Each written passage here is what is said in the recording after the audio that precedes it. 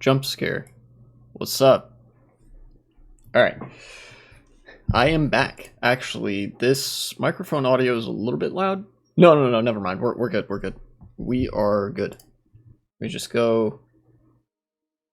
Instead of +3, I'll have it at +2. Yeah! That works out quite nicely, I think. Nice. We post one more time on Mastodon. Oops.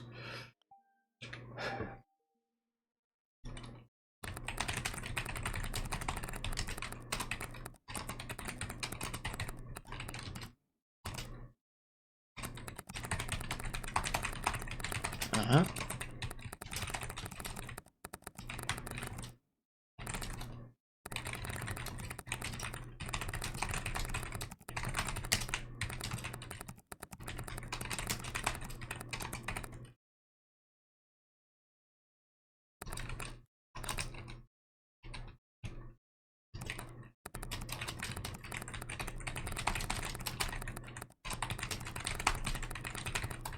Nice. Uh-huh.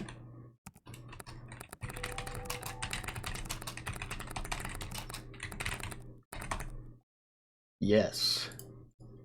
Okay. Let's do that. Publish. You can't see the screen. Uh-huh.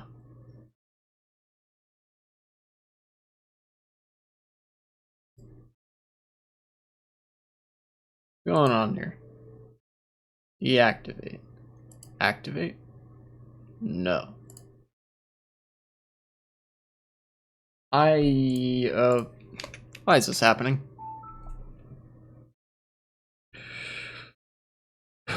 Let's get rid of capture card.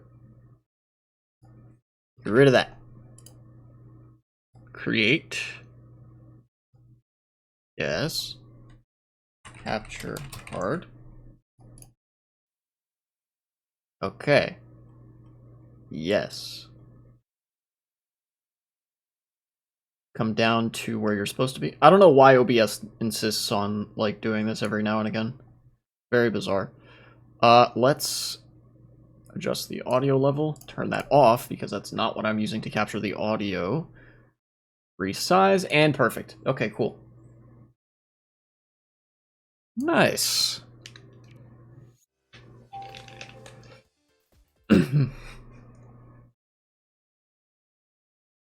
By the way, I had talked about, as far as my Twitch stream itself goes, I had talked about wanting to do a thing with the chat box on the side, where you can make the messages disappear in a sort of gradient way as they reach the top, instead of just them like abruptly cutting off. I wanted to do that, but I couldn't figure out how. I went looking online. There was nothing especially helpful in that department of like how you would do that. So I'm kind of under the operating under the assumption that I'm just not going to be able to do that unless somebody in chat can tell me how. Otherwise, there are news items, many such news items.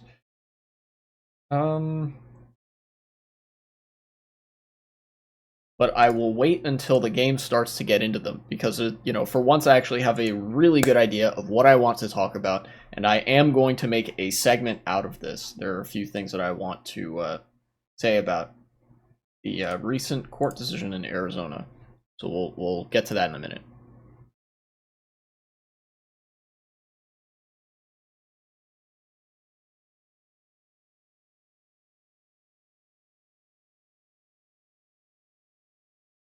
Anyways, this update is loading.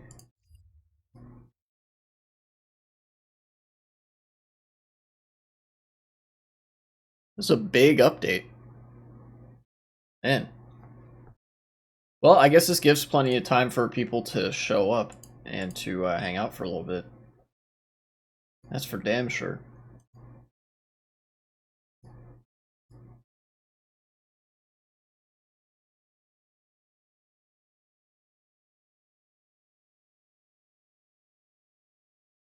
I assume this would be the biggest one out of all of them.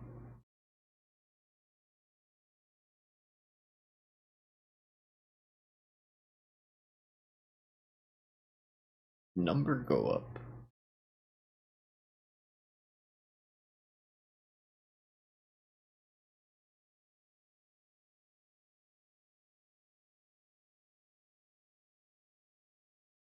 Okay, so we're getting there. We're getting there.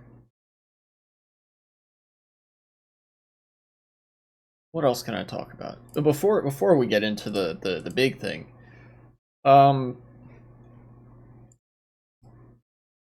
I wanted to kind of lament the fact that local politics is pretty much dead. You know, like there's no news outlets that cover what's happening in my city or in my state, right? Like there's none of that.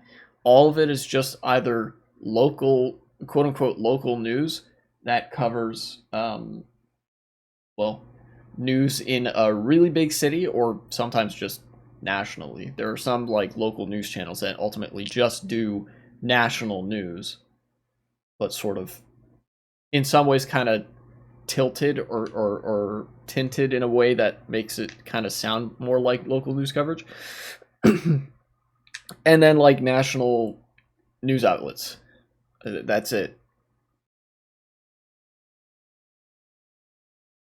Local politics in the United States is so fucking dead.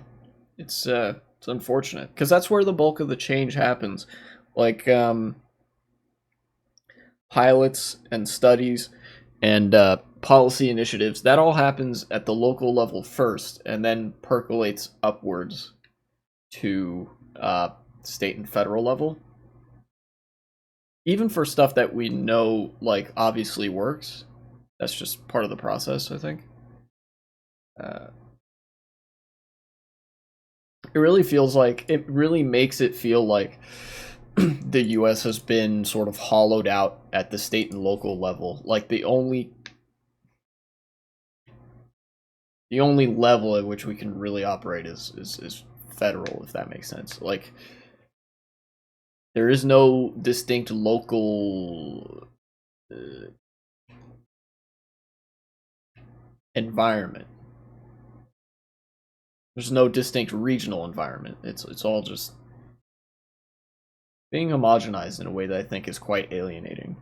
You know, it's like here. You know what? To put it simply, it feels like the death of local news and local politics makes it feel like people are really being alienated from politics.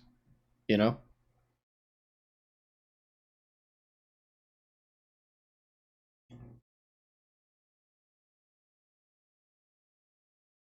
And I'm sure on some level that's by design because if people get involved in local politics, then they have more political consciousness and especially more class consciousness. And when that begins to build, then big business is kind of in trouble, and they don't like that. So, and besides, when news outlets are being run for profit, the incentive is to turn them like the biggest amount of profit possible, and you don't really do that by covering local news, unless it's like crime, be scared, crime, something, something, police made arrests, crime, black people are scary. That stuff will get some pretty decent profits for news outlets.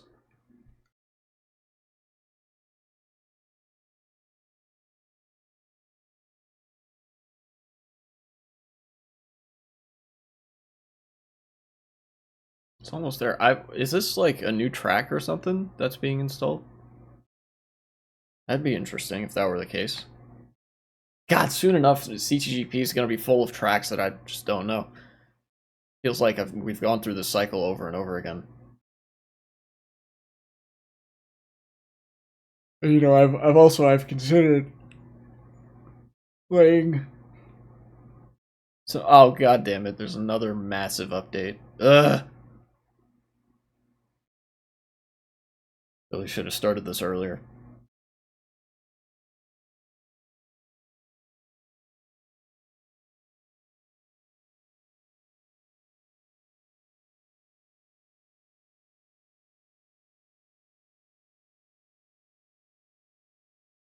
What is going on, dude? Okay.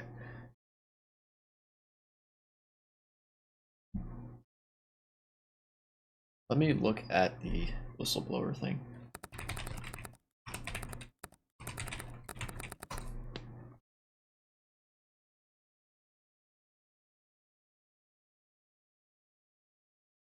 Oh boy. Let's check out NPR for this one. Everybody heard about the Boeing whistleblower that Boeing just had killed? You know, until some proof comes out that this guy was inclined to off himself. I'm going with Boeing had this guy killed because that's the simplest and most likely explanation. So after that, another whistleblower stepped up to the plate because again, Boeing has been under some pretty heavy scrutiny for safety issues in their airplanes. Untested features, boardroom decisions being made without consulting any engineers, rushed production and delivery of said untested and unvetted features. Just a whole hodgepodge of red flags, right? So here from NPR, National Public Radio, another Boeing whistleblower says he faced retaliation for reporting, quote, shortcuts, which is not what you want to be hearing from a fucking airplane company. Longtime Boeing engineer Sam Salihpour went public this week with alarming claims about two of the company's jets, including the 787 Dreamliner.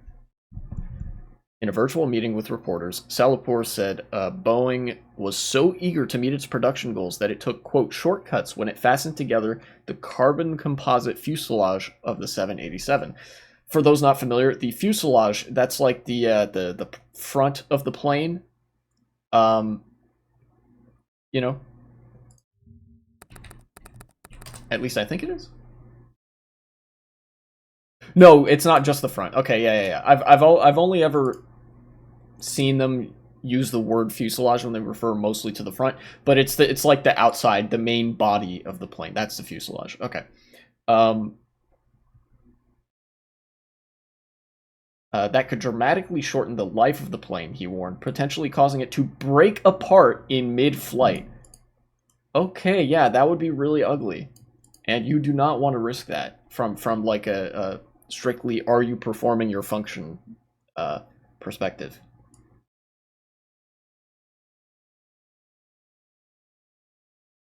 Jesus. I'm doing this not because I want Boeing to fail, but because I want it to succeed and prevent crashes from happening, Salihpour said. The truth is Boeing can't keep going the way it is. It needs to do a little bit better, I think. I think it needs to do more than a little bit better. I think Boeing needs to be held their, have to have their feet held to the fire, executives arrested, fucking management all replaced and some shit like that. Boeing needs to be well, needs to stop being Boeing and start being an actual airplane company or something like that. What's the phrase? Boeing went from a company that makes airplanes to being an airplane company that makes money or something like that. Every company goes through this to some degree or another. Boeing is just like, yeah, we make airplanes, but what we really do is make money for our shareholders. And that's what's driving this. The corner cutting, it's all just for that extra bit of money. Boeing disputes Salihpour's claims, calling them inaccurate and saying the company is fully confident in the 787. Pretty standard corpo speak. It's easy to be fully confident in a 787 when you're not flying one. So, Salihpour joins a growing list of current and former Boeing employees who say the company has ignored their concerns and then retaliated against them when they spoke up. The company denies that, but aviation experts say Boeing needs to do a better job of listening to its employees. The latest allegations come as Boeing is struggling to rebuild trust with airlines and the public after after a door plug panel blew out in midair from a 737 MAX 9 in January. Yeah, that's right. The 787 is not the only airplane that Boeing has cut corners on in a major way. They also did this with the 737 MAX 9, which is the new 737. 737, older model of jet, but pretty reliable. It was just running up against some aging problems. So they decided to revamp it, except this time they fucking made even more mistakes. And shit the bed sometimes, which is not what you want to happen with an airplane. But Boeing doesn't care too much about that because they're not a company that makes airplanes. They're an airplane company that makes money. So they don't care that much about the quality of the planes. The incident has already forced the CEO, Dave Calhoun, to announce he will depart at the end of the year, and it prompted the company's chief financial officer, Brian West, to acknowledge that Boeing has made mistakes. That's actually a pretty startling admission. That doesn't mean they're going to do anything about it, but it has to be really bad for Boeing to acknowledge, like, yeah, we made some mistakes.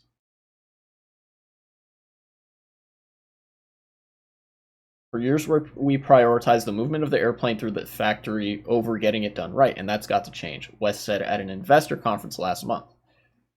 Boeing's leaders also need to do a better job of listening to its workforce, he said. Now, management always talks like this because they're lizard people who don't understand how humans work, think, and live. But this is not like, this is a severe misdiagnosis of the problem. Obviously, the part about, oh, we're prioritizing speed over adherence to safety standards, that much is true. But he obviously doesn't suggest a course of action because he knows that he's talking to the shareholders, and this is all mostly about virtue signaling. If they were actually interested in safety standards, they wouldn't be lobbying the FAA to not implement or enforce or pass said safety standards. And again, the whole bit about like, oh, management needs to listen to its workforce. That's not how this works. The workforce needs a fucking union. There needs to be unions upon unions upon unions at Boeing because a lot of the sloppiness for these planes comes as a product of rush deadlines, poor and hazardous working conditions that could be fixed with the presence of a union. That way there's some protection for the workers so they can do the work that they need to do as opposed to prioritizing for the deadlines arbitrarily set by management. Management literally has distinct and separate interests from the workers. We need to listen to our workers is not an actionable thing. Even if like management is quote unquote good and they want to do that, they can't because their legal responsibility. It is binding by law that management only cares about the shareholders. They only care about the share price, which dictates that they don't actually do the optimal things for worker safety and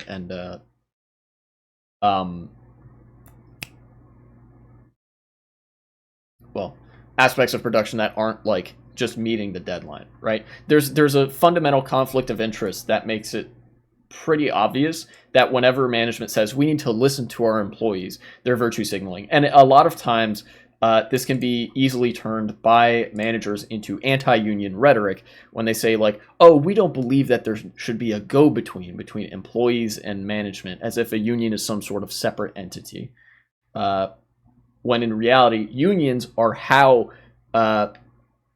workers get management to listen to them and acquiesce to some of their demands. And more often than not, in fact, almost exclusively, I don't think I've ever seen a union demand that was unreasonable.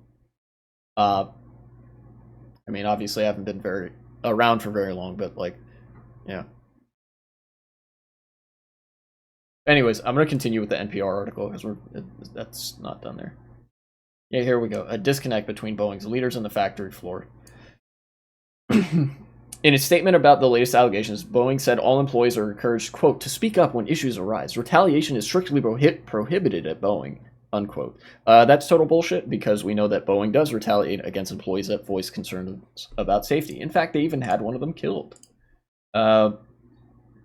But independent experts charged with evaluating the company's safety practice say that's not how many Boeing employees see it. Yeah, I'm inclined to believe those independent experts. cannot have a safety culture where the people are doing the work. The people that are doing the work don't believe what they're hearing, said Javier de Luis, a lecturer in the Department of Aeronautics and Astronautics at MIT. Oh shit, that's a pretty high-profile academic. It's one thing to hear, yes, speak up if you see anything wrong, and then you go and talk to the folks that are doing the work, and they say, yeah, but my buddy spoke up, and the next thing you knew, he was being transferred out or being given write-ups for minor things. Yeah, that happens. Again, that's because of the fundamental conflict of interest. A worker that talks about safety concerns not being met and whatever is a worker that's threatening the bottom line of the company, because if that information were to get out, then stock prices would drop, and that hurts the company's bottom line. Adhering to the safety standards to begin with doesn't, but adhering to them after you've already cut massive corners does hurt the bottom line. And of course, companies are going to be incentivized to cut those corners because that increases profits too. Like, there is every incentive for the corpos at the top of this to rush production and sabotage safety standards at every turn. And there's no real incentive for them to listen to their employees or to not retaliate. It's like, they're saying, like, it's okay, we'll act contrary to the interests of our shareholders, knowing full well that's actually illegal. So it's either like act in accordance with the shareholders and do illegal shit on the floor of your factories where the workers have very little power, or adhere to safety standards and adhere to the law in that sense of things, but anger the shareholders who have much more money and are more likely to sue you for not solely looking out for their interests.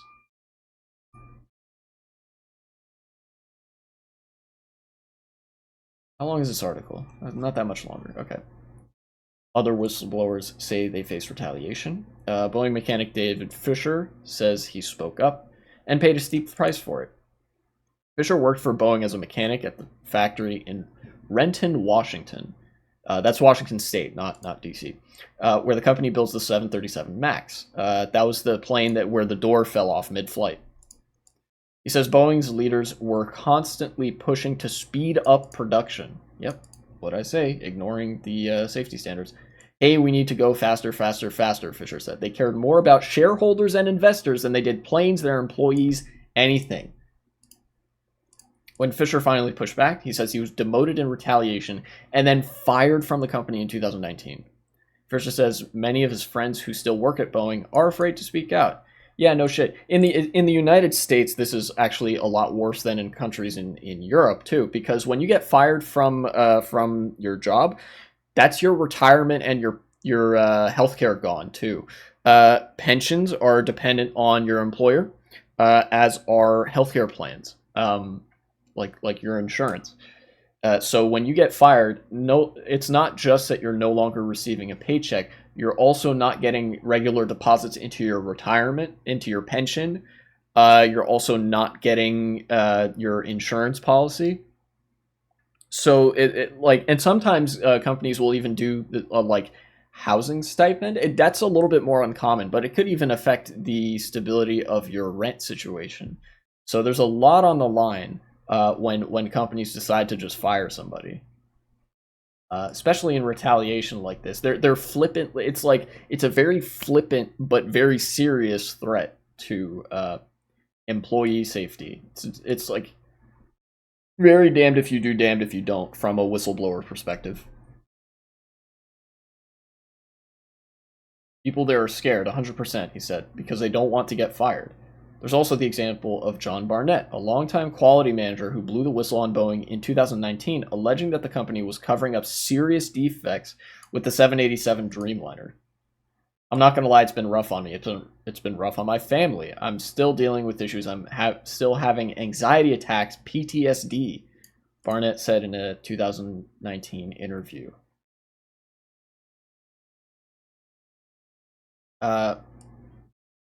Barnett said his managers at Boeing retaliated against him by docking his pay and creating a hostile environment, eventually forcing him into early retirement. Are you going to be live an hour later because I can't stay? Yeah, I'll be live an hour later. I'm gonna do a decently long stream today. Uh, right now I'm talking about the Boeing situation, but I'm also going to talk about the court decision in Arizona, and then I'm going to continue reviewing that debate. Also, hi, I'm Elabooth. Welcome back. Oh boy, okay, yeah, this was a big update. Bluster Blob Bluff. Okay, Starry Cityscape, Super Sky Courtyard. Yes, that track is back. Let's fucking go. And the Great Apple War. Updated Aquadrum stage to a whole new version. Castle of Time got a whole new version and some track updates. Wait, there's more? That's 1 out of 2. Oh, okay. Windy Whirl got updated to its proper version. Okay.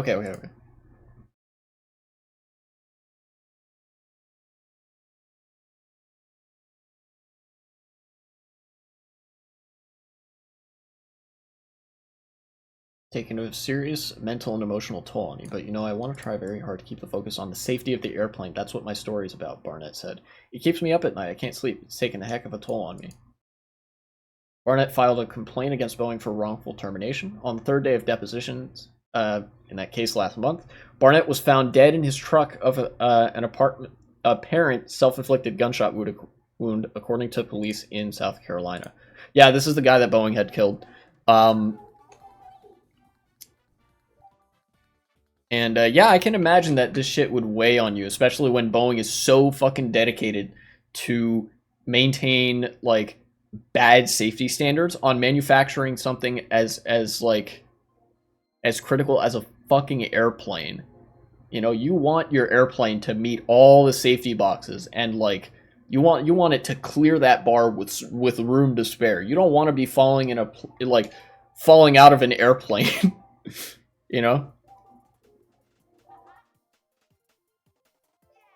Anyways, I think I have actually more or less said what I wanted to say about this. Yeah,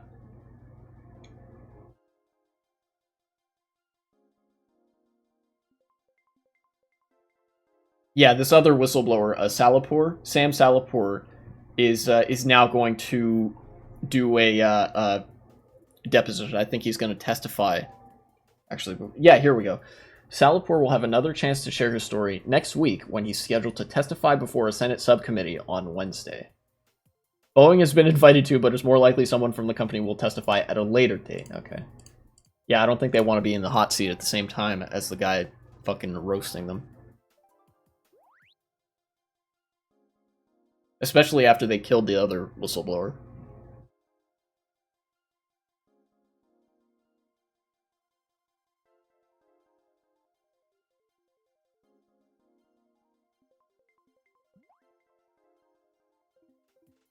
You know what, let's do regular worldwides.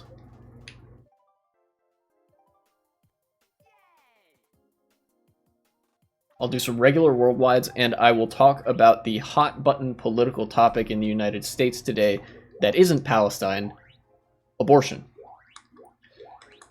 Let's see who we got here. Anybody I recognize? Matt. That's it. So, Associated Press. What to know about abortion in Arizona under the near total 1864 ban. That's right. The Supreme Court of the state of Arizona, not the Supreme Court of the United States, the Supreme Court of that state, reinstated a complete ban on abortion from the year 1864. Arizona only became a state in the year 1912. This is from the Arizona Territory. So they dug deep to be able to try to say, like, hey, actually, we think it's against the law of the states, against the state constitution, for you to have an abortion, to have an IVG, as I think some countries refer to it. You know. And this ban has no exceptions for rape or incest. In fact, the only exception is when somebody would be like actively bleeding out and needs an abortion, and you can imagine that even then doctors would be pretty hesitant, and by that point there might not be much that you could do. And that's not even to mention the fact that like people should be able to get an abortion if they want to. Like, having sex shouldn't just mean, oh, now the next fucking 20 years of your life have to be dedicated to raising a kid. Like, dog. The logic behind it is pretty insane. Anyways, the Arizona Supreme Court gave the go-ahead on Tuesday to prepare to enforce a long-dormant law that bans nearly all abortions, drastically altering the legal landscape for terminating pregnancies in a state likely to have a key role in the presidential election. The law, predating Arizona's statehood, provides no exceptions for rape or incest and allows abortions only if the mother's life is in jeopardy. Arizona's highest court suggested that doctors can be prosecuted under the 1864 law, though the opinion written by the court's majority didn't explicitly say that. Fucking weasels. Weasley ass. Fucking judges. The Tuesday decision threw out an earlier lower court decision that concluded doctors couldn't be charged for performing abortions in the first 15 weeks of pregnancy. So there was already a abortion ban after 15 weeks, but Republicans decided, no, you know what? That's not good enough. We want to ban all abortions. Doctors, you will be prosecuted even if a woman has been raped, or if it's like an incest baby or whatever. This does nothing but make life worse for people in the state of Arizona. That there's no real way to put it that is anything other than that. And because of that, now, like, the reaction to this has been universally negative. Like, even from conservative women and all that.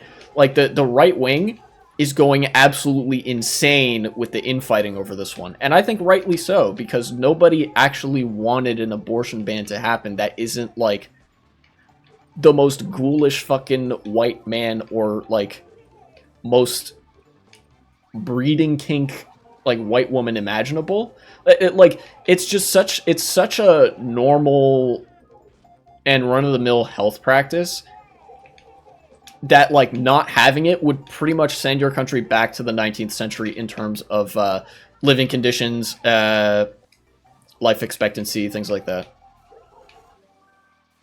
Because banning abortions, right, doesn't stop abortion. All it does is it stops safe abortion.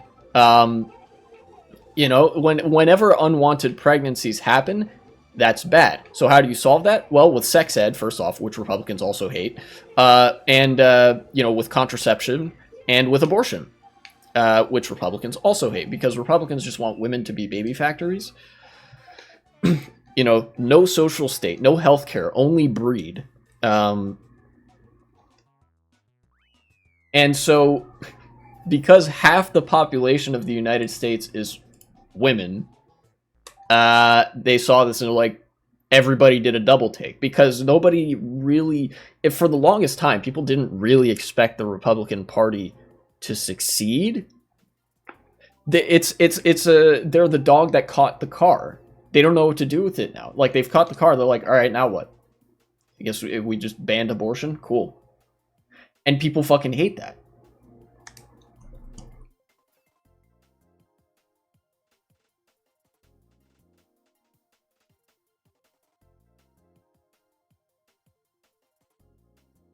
In fact, the state attorney general of the state of Arizona has already said, yeah, I'm not going to enforce this law because this law is so stupid and backwards. You know, nobody in their right mind would enforce this law. Even a Republican, because what Republicans understand, this is why the right wing is infighting so hard over this, is because this looks insanely bad for them. This again? Huh. You know, when half the voting base in the country is women, and you have now, like, you've made the vanguard of your policymaking a position that is openly hostile to the freedoms of women, you're not doing yourself any favors electorally, or just in terms of, like, amassing a power base and like um, stuff like that.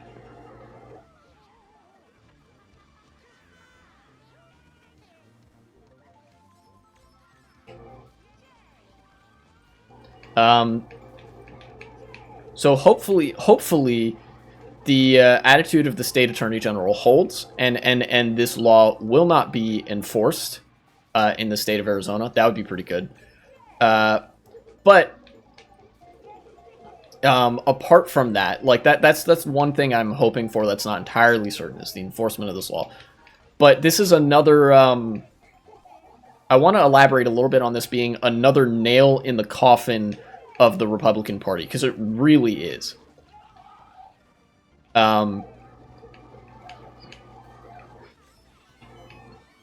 the dog that caught the car, they're losing popular support. This is just one of many positions that the Republicans have, but none of their positions are popular.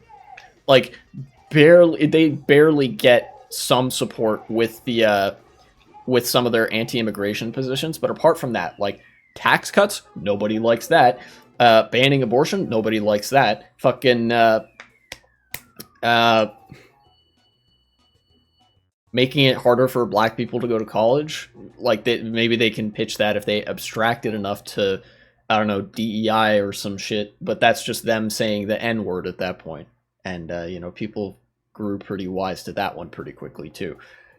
And ultimately, even the list of policies that Republicans do have, which include turning the United States into an authoritarian state, it's not that long. Republicans don't have much, and what they do have is not appealing to anybody. Ultimately, because conservatism is just the politics of suffering. Conservatives, they just want you to suffer. They hate it when things in life are good. That's why you always get from conservatives these, old crotchety boomer types especially. You get the, back in my day, kids these days have it so good. They hate when people have it good. That's it. That's their political convictions. They hate it when life is good, and they like it when life is miserable, because it reminds them of their childhood, which was probably more miserable than, modern living conditions. And also because they just have a pretty strongly pronounced contempt for other human beings. And they want national policymaking and policymaking at all levels to reflect that contempt for said human beings, especially minorities, because minorities are, in a very weakened position. They have disdain for the fucking thing. Hard times make strong men. Oh, that shit? I mean, that's one of those phrases that you could just insert the right thing at the right time and it could mean anything. But yeah, same logic. Yeah, and conservatives hate they just hate the weak men, supposedly, because times are good. They like it when times are hard and when people grow up in conditions of misery. But, me being the Chad utilitarian who is not a fucking monster, suffering is bad, actually, and human flourishing is good. This is my epic socialist take, left-leaning take of politics.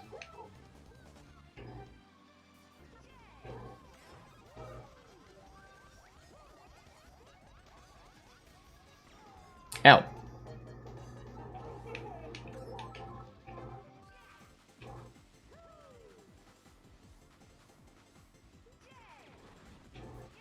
And I'm getting last. I think this is a Mario Circuit only room, so I'm gonna leave.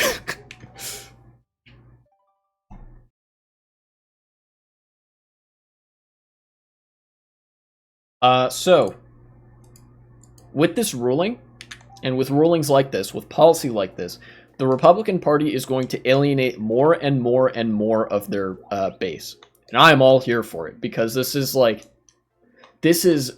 the last fumes of the fumes that the Republican Party was running on. I mentioned with the presidential debate a while back. I think this was like 6 months ago or something. Actually, no, more than 6 months ago. It would have been like September or August of last year. the presidential debate already showed the weaknesses of the Republican Party. They have nothing that isn't Trump. Their coffers are bleeding dry, which is even more the case now. And they had to reach for insane policy positions in that debate because the only through line was like they couldn't find anything. And, you know, at that time they were talking about stuff like immigration, and they were still on wokeness as their chosen stand-in for the N-word. Now they've moved on to DEI. That has fallen flat even faster than wokeness did. They don't have anything. And the one thing that they've been focusing on for the past 50 years, the abortion issue, is now losing them ground as opposed to gaining them ground in their right-wing base. Because now that they've caught up to the car, people like realize they didn't actually want that.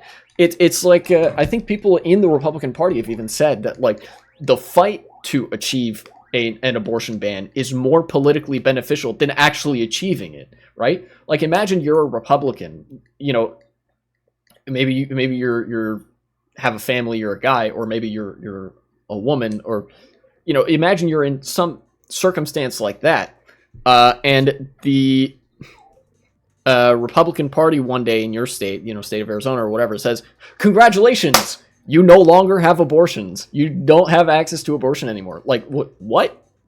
I don't? Like, I can't do that anymore? Like, nope, you'll be prosecuted and thrown in jail. No exceptions for rape or incest, by the way. Nobody actually wants that because this shit affects everybody. This is just something that makes everybody's life worse. And when it happens, you feel it.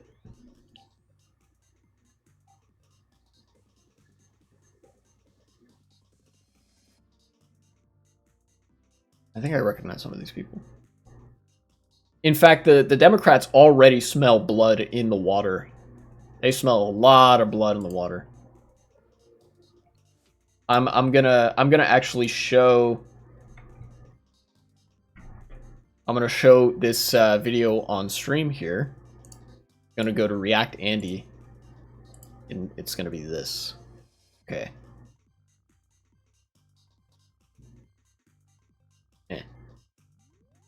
Alright, let's see if I can't morph this into a shape where I'm able to see the full...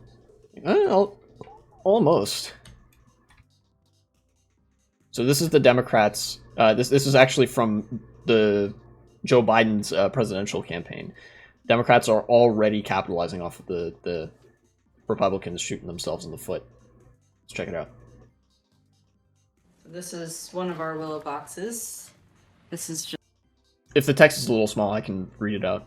In 2022, Josh and Amanda were expecting their first baby, Willow. Just filled with some of the things that we had started. They are in Austin, Texas. While I was pregnant. Yep. There's her little baby book. At 18 weeks, Amanda's water broke and she had a miscarriage. This is the outfit that she was gonna maybe wear. Because Donald Trump killed Roe v. Wade, Amanda was denied standard medical care to prevent infection and abortion. So this was a medically necessary abortion that she was denied. They're home from the hospital. All of these. Doctors were forced to send her home. This is...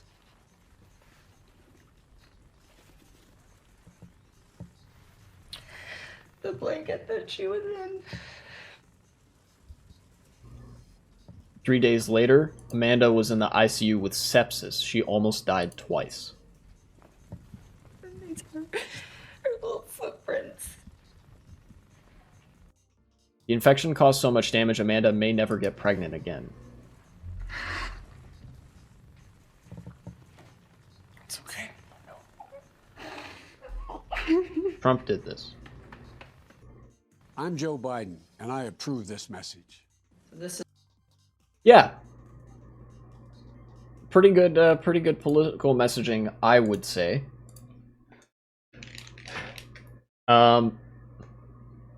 Republicans look at that and they're like, yes, we want that. Not Republican voters, mind you. A lot of them are just as surprised as a lot of other people when they see stuff like this. And of course, that wasn't directly related to the Arizona court decision.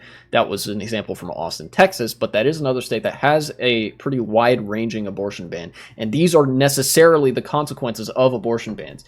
Is some people who have miscarriages will not be able to get the medical care that they need. People who are survivors of rape and incest will not be able to get the help that they need. And moreover, people who just don't want to get pregnant, if they run into an unwanted pregnancy, byproduct of living, doing the things that people do, which includes having a sex life, they won't be able to get an abortion, which increasingly nowadays is actually in the form of a pill. There's the abortion pill. What was it? Mifepristone.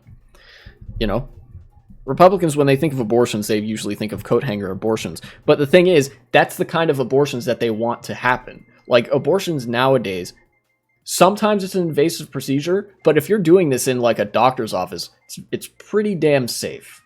What do you think about RFK Jr.? I have my own thoughts on that. I'll get to that in a second.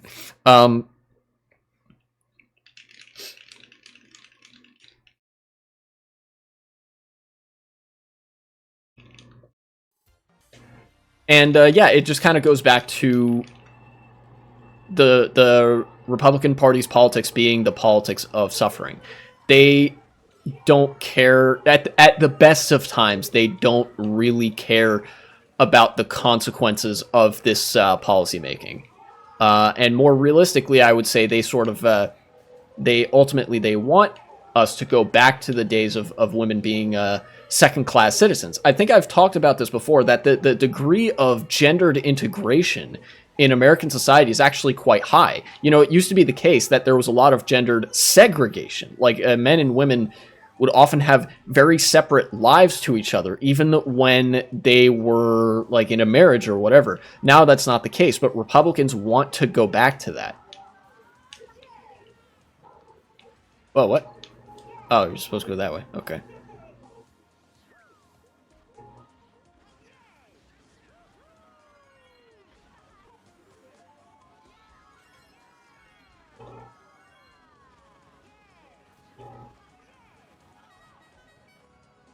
Oh, did I get weirdly bumped or something? They want babies, not happy babies, just babies. Yes, that's true. And what they want isn't even necessarily just babies, right? They don't even care about whether the baby is alive or not, right? Because the thing is, if you ban abortion, you make abortion unsafe. You don't actually stop abortions. And that raises the infant mortality rate, makes it go way up. Like, way up.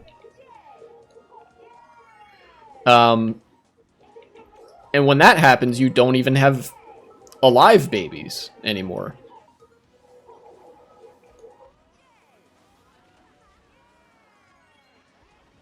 And yeah, obviously the Republicans, don't particularly care about happiness either.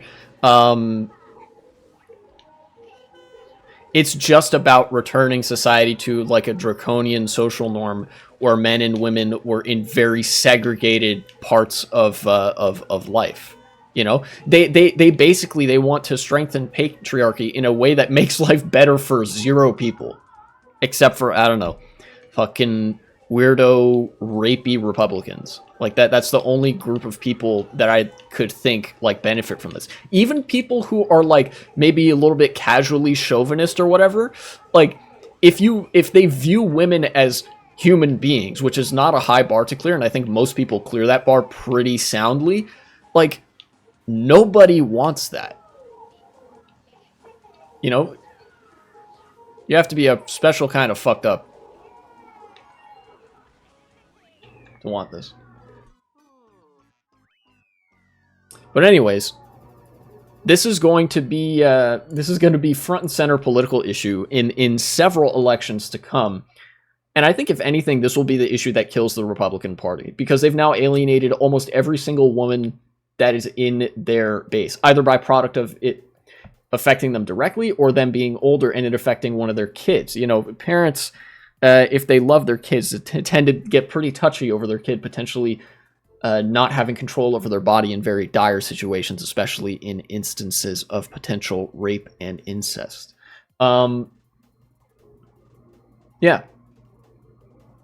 That's about all I have to say on the issue. So in a weird way, the Arizona court decision was like a fucking gift to the Democratic Party, because now the Republicans have shot themselves in the foot so hard that I don't think there's any coming back from that. Like, honest to God. And you know what? I'm all for it. I am all for the dog of the Republican Party catching up to the car. Because at that point, they're out of fumes. They don't have that fervor anymore. This is one of the ways that fascist fervor will run out. Fascists sometimes will be able to whip people up into a fury campaigning against degeneracy or whatever. But once they reach the actual policy goal, everybody all of a sudden realizes, wow, we didn't actually want this ever. We just liked the talking points. You know, this is actually pretty shit for us, and I regret ever supporting you. A lot of, you know, Trump Republicans are turning into moderates over this. Over the issue of abortion and abortion alone. Anyways, future me cut that segment. And, you know, cheers to the downfall of the Republican Party, I suppose. Once again. Ow.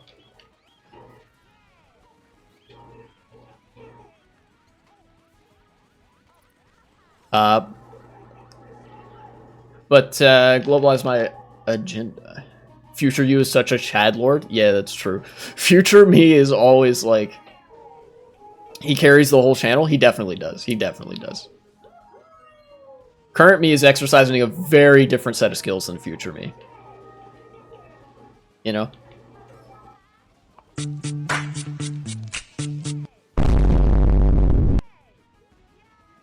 Phone Book Anonymous. Thank you very much for the follow. Welcome to stream as well. Also, not sure if you meant if it's Phone Book Anonymous or Phone Book and Anus. As in there's a phone book in your anus. Either way, I support you. But since you asked about RFK Jr., I can talk about that a little bit as well. Jank endorsed RFK Jr. Oh, it's over. It's so fucking jover for TYT. Bongo Bongo back to Africa. Thank you for the follow, I guess. Welcome to the channel as well. Bro. Man, it's just one thing after another that makes it like I can't fucking take TYT seriously anymore. So, okay. Why do I say that? RFK Jr.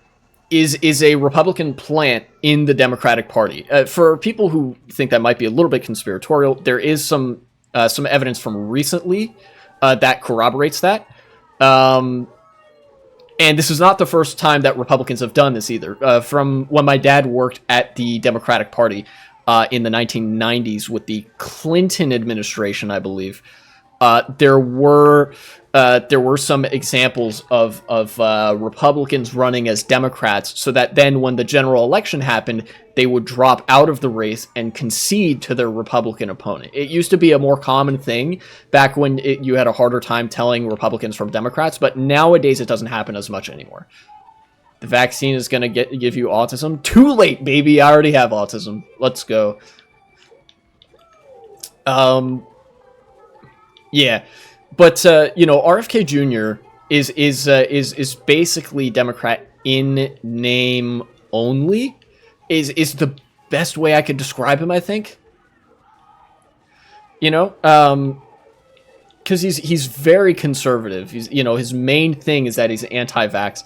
And recently, I think there was a video of actually some people who were working on his campaign who were actively advocating, like, their strategy is to ultimately turn blue states red and to make them into, like, Trump states and stuff like that. You know, some RFK staffers have said, like, look, our objective here, since RFK is an independent candidate, our objective is to make Biden lose and to make Trump win. That's what they want. That's what the RFK Jr. campaign is ultimately for. Oh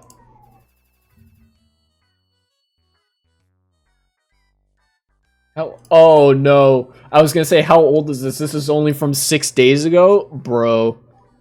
It's so fucking Jover. He also agreed with RFK that Biden is worse than Trump. Oh my god, dude. Dude.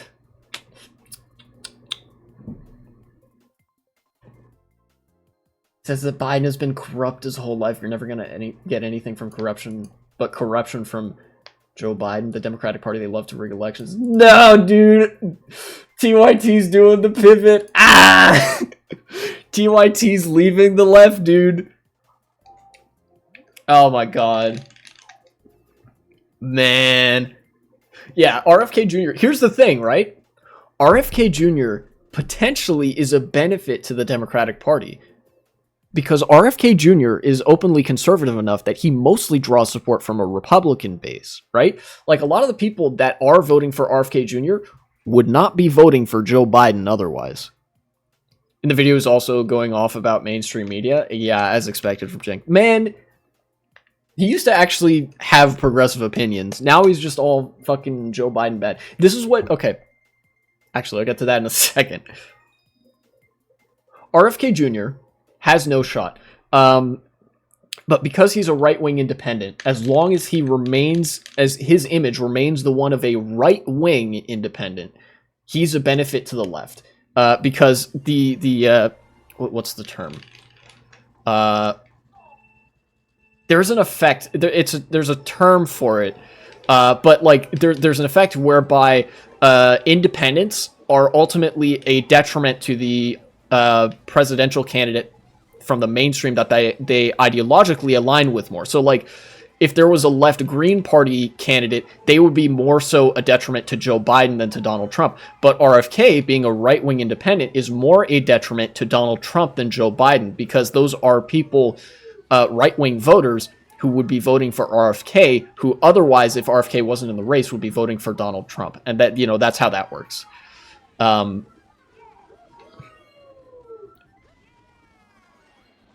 no, I almost made it. Those are my thoughts on RFK Jr. directly and specifically. Ultimately, the best part about it is that RFK Jr. basically isn't relevant anymore to the mainstream crowd, so he's only really going to be drawing support from a pretty fringe group of right-wingers, who, again, would have been voting for Trump anyway. But now back to Cenk. Going off on mainstream media. Dude, this is what being petty bourgeois does to you, right? Like, this is what petty bourgeois living does to a motherfucker, right? This is gas leak politics. Like, of course Cenk has the luxury and the latitude to act that way about Joe Biden, because him and like he's I don't know if he's CEO still, if that position is with Anna, because Cenk was like running for president or whatever. But he's a business person. He gets to be comfy, right? Like, all these really shit policy decisions, like the mass deportation that Trump is planning, that shit's not going to affect him. Yeah, he's rich. I don't think he's petty anymore. He's just rich as fuck. I don't know if I would consider him petty bourgeoisie or just regular bourgeoisie. Either way, this is his class speaking. This is like the either the petty bourgeoisie or like the lower echelons of the bourgeoisie retreating into reactionism and authoritarianism to protect their wealth from the left, basically. To protect their wealth from redistributive efforts and stuff like that. Wow, I got a bunch of stars in a row. Hassan Uncleatus. Funnily enough, Hassan has been a little bit less like that. Like, Hassan has still, to the chagrin of some of his audience, been like supportive of Joe Biden in certain ways, and then obviously has acknowledged that like Trump is way worse. I wonder if Hassan is going to shit on his uncle for this. Probably not. I mean, like, as far as I know, Hassan and Cenk have like a decently good relationship. Look, I'm not interested in the drama, but I am interested in the political implications and motivation that would like that would play into Cenk talking positively of RFK Jr. while talking negatively of Joe Biden. TYT's entire image was built up on being to the left of the political mainstream, so much so that Cenk got kicked off of MSNBC. That actually happened. Cenk used to be so, like, too far to the left for MSNBC to comfortably have him on, because he would always talk about the corruption in DC from a left-wing perspective, as in big businesses using their money to influence politics, thus having the effect of pushing the Democratic Party to the right. But now that he's one of said businessmen nowadays, even, he owns his own media outlet. They're one of the most established media outlets on YouTube. In fact, they were one of the first news outlets to have a partnership with YouTube. He's become the very thing that all those years ago he swore to destroy. And that is because of what the politics of that wealth does to a person. And of course, it's because Anna kind of took the dive first, and Cenk is a ride or die homie. Like, as much as I talk shit about Cenk's politics, you want to have a homie like Cenk. He is the biggest homie to his homies that you could ever conceivably have. But yeah, this is TYT making the pivot to the right. I remember, in fact, Tulsi Gabbard and Jimmy Dore. I used to watch Jimmy Dore when I was like 16 or 17. I got out of that pretty early, thankfully enough. Jimmy Dore started doing the same thing. First of all, it was aggressive, like being very aggressively left-wing, criticizing the Democrats from the left, which, at the time I didn't really have a problem with, and I still don't in many ways. But then I started to notice he started only talking about the Democrats, even when the Republicans were getting up to some insane shit. And then all of a sudden, the line pivoted to actually Democrats are the real corrupt ones, And now that pivot is happening in TYT. And I would bet that, like, in maybe a couple of years, like a year or two, TYT is going to start sounding a lot like Jimmy Dore sounds now. Because a couple years after that, Jimmy Dore was, like, pretty, like, comfortably on the right.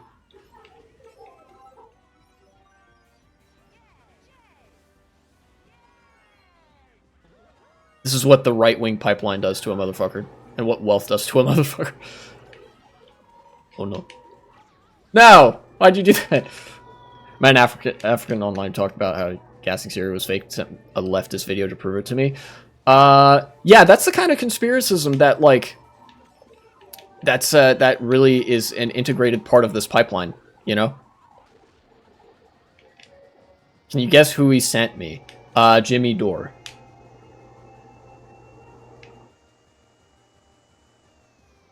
And I'm not just saying that as like a wild guess. Yep.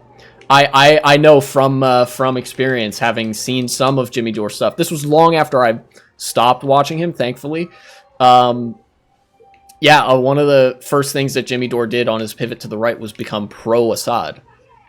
Having all these like gray zone types on. In fact, I think at various points he may have been on the payroll for RT. Or at least have... getting some preferential deals from them or something. No! What the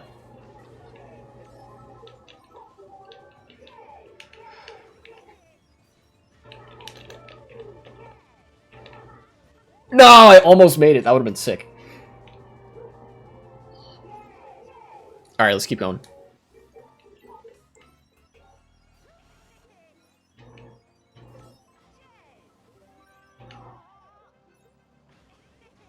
Yeah, definitely be aware of that stuff.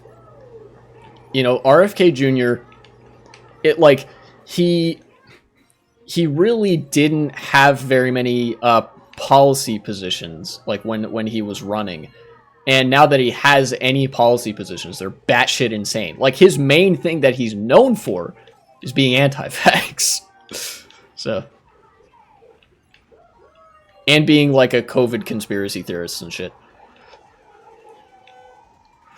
Okay. That bullet bill still did me in, because it bumped me such that I wasn't able to take the turn. Ooh, a shock. Yes! I got them. That was a good shock, I think.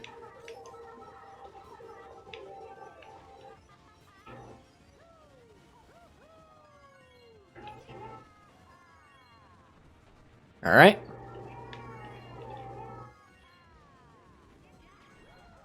Yeah, I think that's about all I have to say. I think about RFK Jr. After this race is done, I can move on to doing that debate review.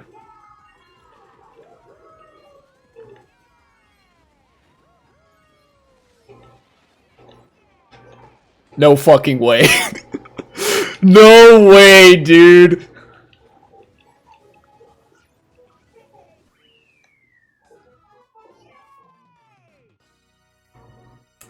Future me, clip that, please.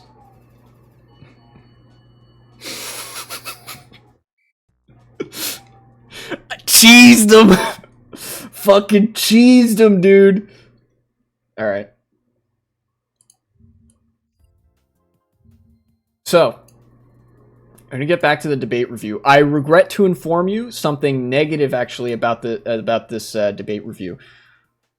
I went into the editing software to edit it down a little bit, and even just to the point where I was watching it, my reaction was already almost 4 hours, and I really don't want that to be the kind of debate review that I'm putting out, right?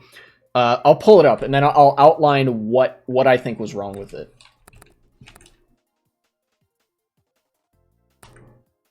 I'll pull up the video that I'm gonna review. So we're about an hour in. Let's bring back React Andy properties. Instead of that, it's going to be this. Very nice. And let us get started.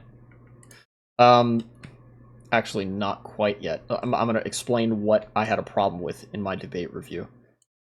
So the problem, and ultimately the reason why it was so long, right?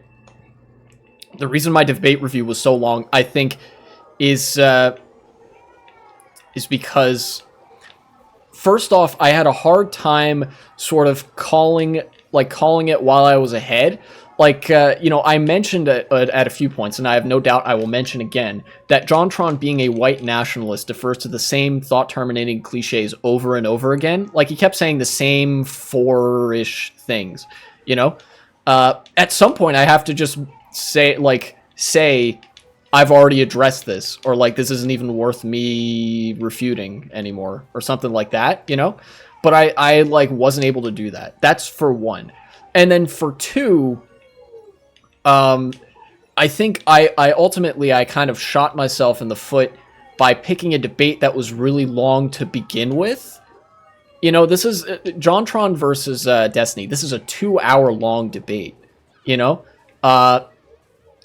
and even if I did things right by my own estimation or whatever, I think I would still be putting out a video that was longer than I'm comfortable with, because this debate is 2 hours long. That's going to be a lot of content if I'm adding to the debate by commenting on it and stuff. So I think in the future I would do well to pick a debate that's shorter. I think my upper limit for debates from here on out is going to be something like an hour and a half or something like that. Because I feel like if I am adding a lot to the debate, I might double its length. I don't want to have a video that's longer than 3 hours, So that's what's up with that.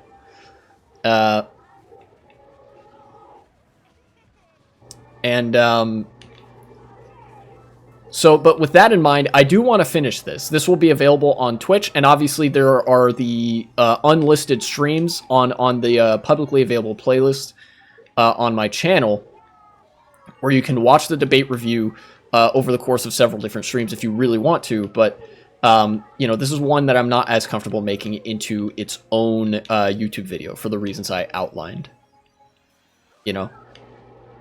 The original debate being a bit long, and then my review being way too long because of the debate itself, and because I couldn't really just decide to stop commenting or disengage at moments where it really would have been appropriate to.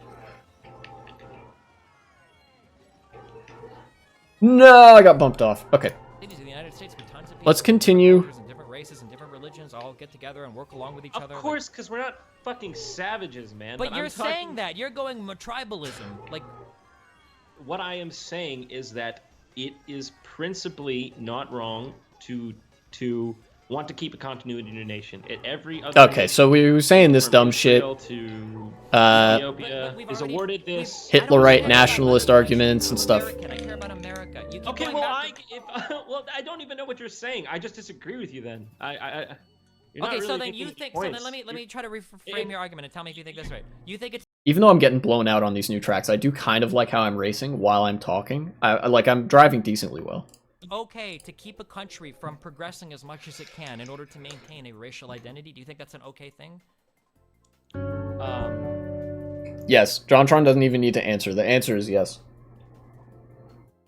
Because that's what he's said. The natural inclination of a country is towards immigration and a larger diversity of people being a part of that country. You know, especially a country as large and powerful as the United States, where people move to for economic opportunity. It's part of like a certain natural flow of people.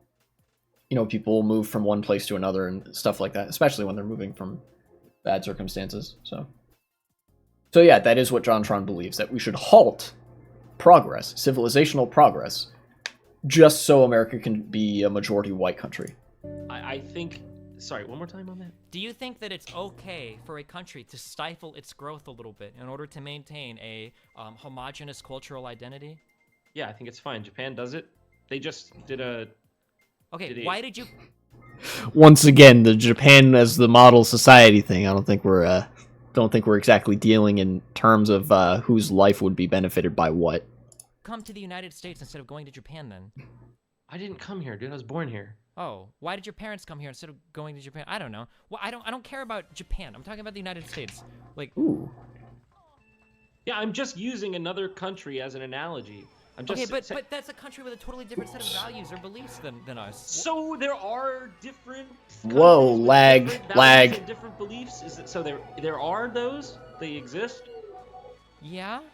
Okay, so when you mix one country with a certain value system into another one with a certain value system, it We're won't not change mixing things? countries. There are... Wait, Japan recently invited immigrants from Africa, and really, that's pretty cool.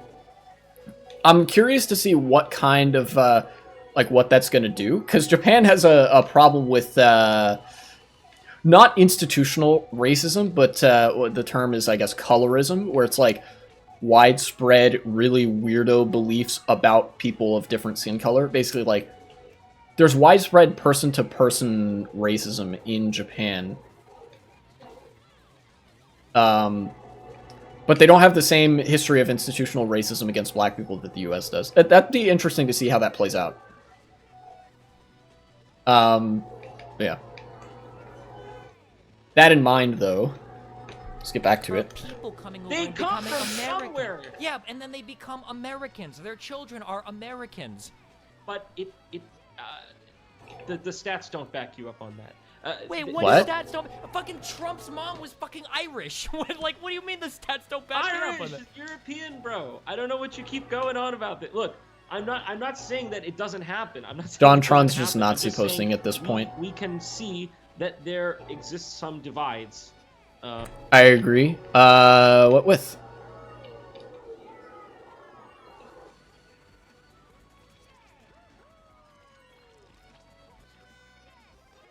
Ah, shortcut.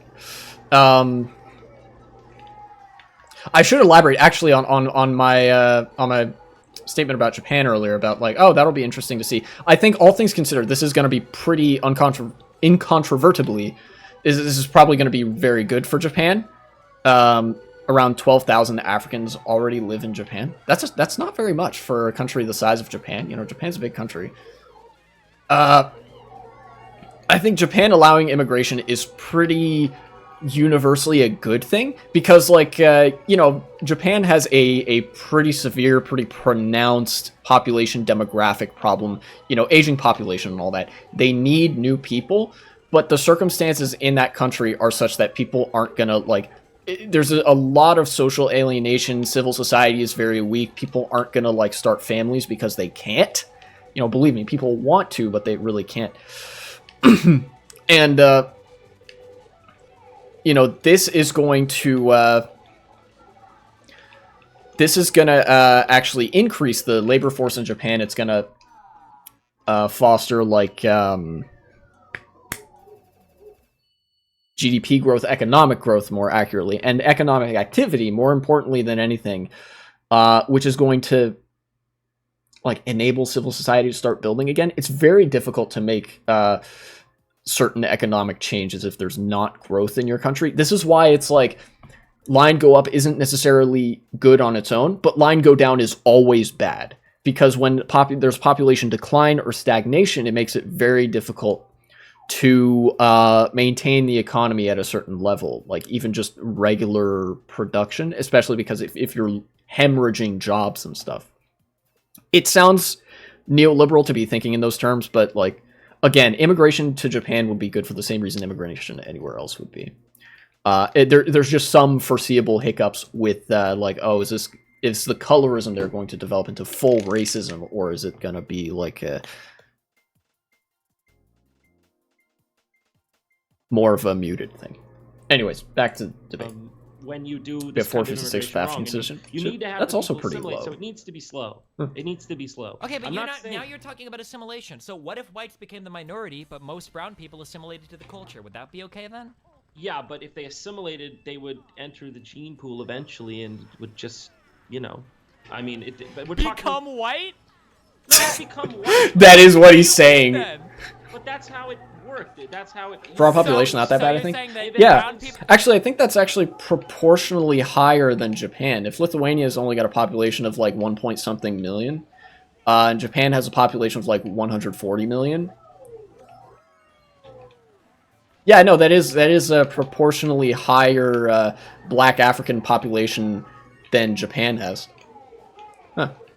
2.8 million, still proportionally higher. people would come over and they would marry themselves off to white people, and then eventually they would all kind of turn white. That's not what I'm saying. People would be free to choose. But what I'm saying is, like, if you do it slow enough, that the country doesn't have a color shift culture. This is what I'm trying to ask. That is what JonTron is saying. Destiny is pretty, like, good at pursuing him on this. JonTron's just on some, like, Nazi race science shit. If let's say that you had 100 million brown people that wanted to come to the United States, and they would all assimilate to the culture immediately, but whites would then become the minority. Would this be a good thing or a bad thing? If they assimilated immediately, like, yeah, they instantly became. Of course, fucking... yes, not a bad thing. Would be fine. Okay, so even if whites became the minority, then it wouldn't be a bad thing if people integrated. We can agree on Perfect that? chain. Let's go. Sure. No, and I lost it immediately. So shouldn't the focus then be on getting integration to work better, rather than just restricting all immigration and hurting the potential economic growth of the country? True. This is like saying, why would you do? But you, why? Give me that why mushroom. do you? Yeah. See, you have some moral ulterior motive. My here. moral ulterior motive is to maximize the economic growth of the country and to maximize the slice of the pie for every what? person in the United States. I didn't mean to do that. I'm so sorry, whoever I hit that was behind me. Can be to grow as fast as possible. Okay, hold on. First of all, when I state this argument, it makes me sound like I have a problem with people who aren't white. That's not true, and they don't need to meld in. I'm just talking about the ideal way to do immigration. That's all I'm talking Whoa. about. I understand People we are have way people close who up are here. White, we're black, and I want them all to feel respected and loved, and of course, like, it's ridiculous. Japan is slightly higher to think that I proportionally? don't want Really? that. I'm just talking about the demographic shift. Second place, not bad. Whites are 12,000 out of 140 million. That's a little bit less than 1%. 456 out of 2.8 million is a little bit more than... No, that is proportionally higher than Japan, right? What's the population of Japan? Oh, you guys are going to see this. 125 million. Okay, so it's about 1%.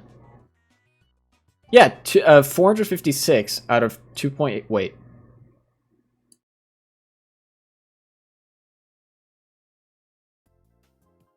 If I multiply both of these by 100, that would be 45.6 thousand out of 280 million, which is more than 1%.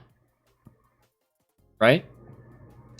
No, not more than 1%. It's more like it's 0.1%. It's something like that. No, it is 1%. Fuck, I don't remember math, dude. Especially, you add enough zeros, I get totally lost. But I do know that 456 out of 2.8 million is proportionally larger than 12,000 out of 120 million. In fact, let's test this.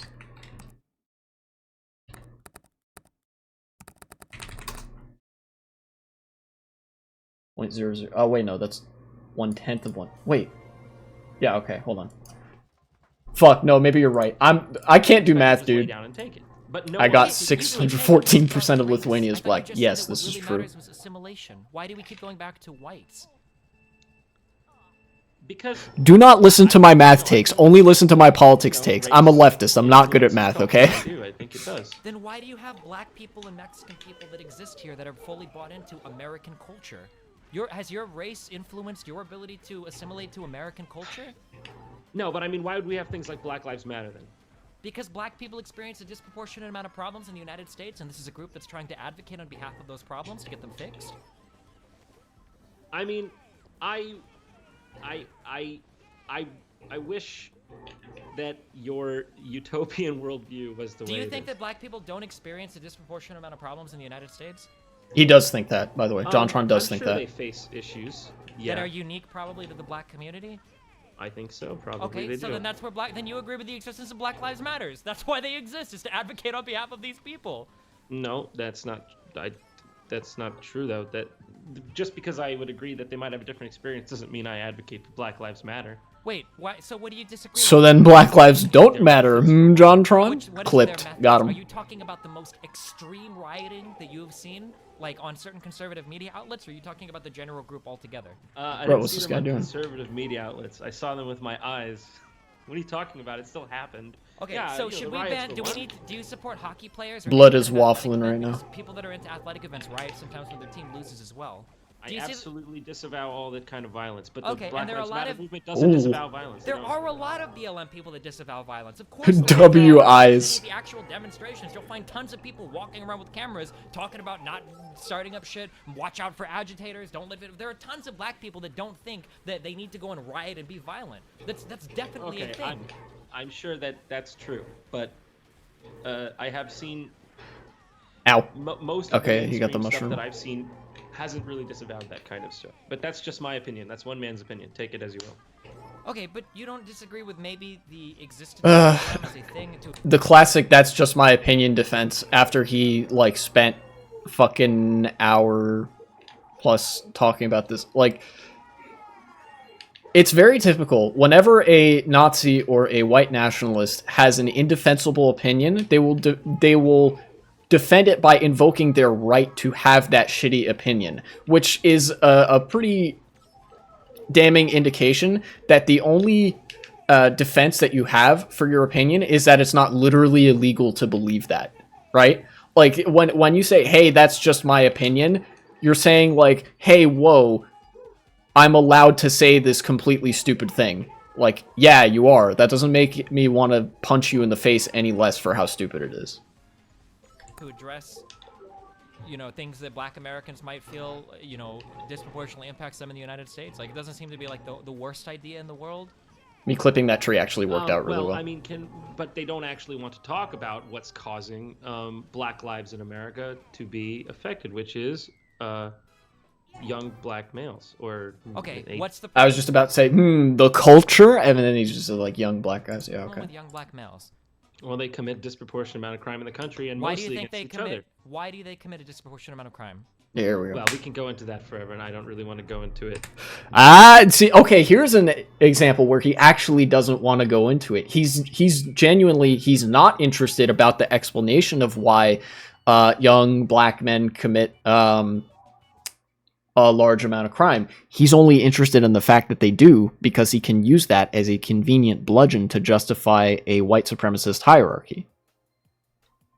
Also, all 8s VR. Let's go. Funny number. So people like you are why BLM exists. What you just said. I just saw somebody in Destiny's chat say the N-word. I might have to blur out his chat. It's like so Yeah. like arrogant. I don't know, maybe. Do you think they just do it because they're black? Because the negroid skull No. like predisposes them to crime? Well, then why did you laugh there Okay, when tactical. I asked you that? No, you know what? Wait, no, I don't have to do shit. I'm not uploading this to YouTube. Let's fucking go. Because I Well, don't young want to black go. I people- don't want to incriminate myself, and because I'm not. Why are really you so qualified. scared? This is of probably saying why something Destiny was that banned. is racist? Don't you think that's a little bit predictive of? You're like going on a What am I one doing? of those talk shows. Where they I'm try to saying the crack you. N-word. You're Do like you the- feel like you're being You should go on trapped? CNN, dude. You should Shout go outs to for people who know CNN. that video. So, the problem is, young black men in the United States are disproportionately born to single mother households, which is a leading indicator of crime. They're also Yes. disproportionately born into ghettos and low-income housing areas. Yes. They have access to worse education, Mm-hmm. okay? They're born into horrible socioeconomic conditions. All of these things are massive contributors to being a criminal as you grow up. When you Yes, control but you are making the argument that it's like white people that put them in those situations. Because and they kind of sort of did over the past like 200 years. They kind of brought them over as slaves. They kind of bred them a certain way. They kind of, redlined them and gentrified them out of certain neighborhoods, Yeah. certain communities. Yeah. They kind of legally That's discriminated on them. that kind of for a is certain what for a long happened. time. They kind of disproportionately Somebody said Foxtron versus CNN, Stinney. I agree. policed them and sentenced them to higher crimes in the courts and whatnot. Like, white people have contributed a lot to this. So I suppose that's why the crime rates are pretty consistent across Africa too. We're What? not talking about Africa. We're talking about the United States We're never of America. talking about anything with you. We're always talking about That's the pure United States. projection. It seems like every time I have a point about the U.S., you want to go and move to another continent. Yeah. No, because oh man, you are not living in reality. What? I'm not like. Can you name Thought five terminating countries in cliche. Africa? Not interested in actually Yeah, talking about of course I can anything. name 5 countries in Africa: South Africa, Ethiopia, Zimbabwe, Nigeria, Zaire. All right, you Shall I got it. go You on? did it. Okay. All right. I don't know why going to Africa to talk about their problems is somehow like a Alf. valid indicator of things going on in the United States. Look. This is ultimately. I Oh, feel you hit like the you're fucking trying guy. to catch me in some sort of racist gotcha. Oh, I'm wait. not a I'm not trying racist. to catch you. Why do you feel that way? You know, it's really easy to think that your opponent is trying to catch you in a racist gotcha when you keep being racist. This could be solved if you simply weren't racist. then you would have no problem not being caught in a quote-unquote racist gotcha, which Destiny actually isn't doing in this debate. What Destiny is doing is just the Socratic method. The Socratic method of debate is just you ask clarifying questions to try to get at, like, logical contradictions or inconsistencies in what the other person believes, so that you can basically attack their position without actually attacking anything. Just try to understand their position so that you can more accurately engage with and refute it. But a lot of times, just asking clarifying questions is enough to make neo-Nazis and white nationalists fall apart, which is why a lot of times clarifying questions can feel like gotchas, because white nationalists and neo-Nazis are pretty uncomfortable with acknowledging the fact that they're just racist. That way. It's because I am not saying that the country needs to be 100% white. I'm not saying that black people are. He just wants black people and Hispanic people to be minorities so they can continue being in the same status of second-class citizens that they are now, or rather that they were in Jim Crow, even though he said he doesn't want that. He basically wants that. Not as good as white people. I'm not saying brown people aren't as good as white people. So then why don't you want to address, when I ask you, why do you think young black men commit more crime than white people? Well, why are you scared to answer that? Well, because, it's a taboo subject. How is it taboo? by the None way, of the things that I just said are taboo. What else is there to discuss? because, look, Taboo subjects are like talking about sex at the dinner table. That's taboo. Talking about politics, in fact, politics gets the gets less taboo the more you understand it, the more academically you're able to talk about it. Look, here's what I'm trying to say. What I'm trying to say is that if you're asking John, the human being, what is it that you would like? I would like every person to have the best possible life on the planet. That's genuinely what I want. Now, to what degree we can do that, that's the separate question. Yeah, but in order to figure out how much we can do it, we have to identify the causes of the problems, because until we've remedied the causes of the problems themselves won't be fixed. But we've been hearing this single motherhood thing for decades, and it's getting a bit tired. I think that's why you're seeing this rise in all these quote-unquote Nazis that you're seeing, that everyone's seeing everywhere, like they took acid and they're seeing bugs crawling out of the woodwork or something. Wait, so what do you oh think no! is the reason why young I didn't jump men at the right time. commit crime in the United Well, States? at this point, it doesn't really matter. All the But people then know how do we fix it? Do we just kill them all? Or See, to deport them? JonTron, it doesn't. Of course, kill them all. You see, why? Perhaps you're the one with the depraved mind. Because I'm trying why to are you figure going out- to kill them I'm all? trying to Why figure do you out- go there? Because is it on some level, is that what you want? I mean, why the fuck you Because say kill them? you're not leaving me any options, John. You're Oh, I'm saying not leaving it. They commit more crime. Kill them all. you're You haven't literally let- saying they commit more crime. I don't know why they do it. Fuck it. We can't do anything to fix it. That's what you're saying. So what's the solution then? You have no I'm not solutions. saying that. I'm just saying when white people are aggressed against in their own nations by people who are not white, and they're told constantly, check your privilege, you know, I'm just gonna go around here. You colonized us, you owe us this land, What? blah blah blah blah. But you heard it all. Nobody. I'm not talking about that. I'm just JonTron talking with about the the shadow boxing causes of 1-2 problems punch and again. trying to Classic. fix and remedy those problems. You're just going into Me you're boost just panel. going Yay. off on tangents, dude. Look, there's one thing I came here to talk to you about. Why is it bad for white people to resist their own demographic displacement? That is the What? only thing I'm here to discuss. And your with only you. answer was I made my tribalism. point. What? And your only answer was tribalism. No, I'm gonna I save these explained other mushrooms. Things as well. You know, when How long ago was this people, debate? You know, let's say the French This see an influx of Islamic migrants who come in and say, "You don't give us good enough handouts." this debate was in 2017, so 7 years ago. So, quite a while ago. It's just the reason I was wanted to look at it was that it's a very famous debate, and I had not seen it.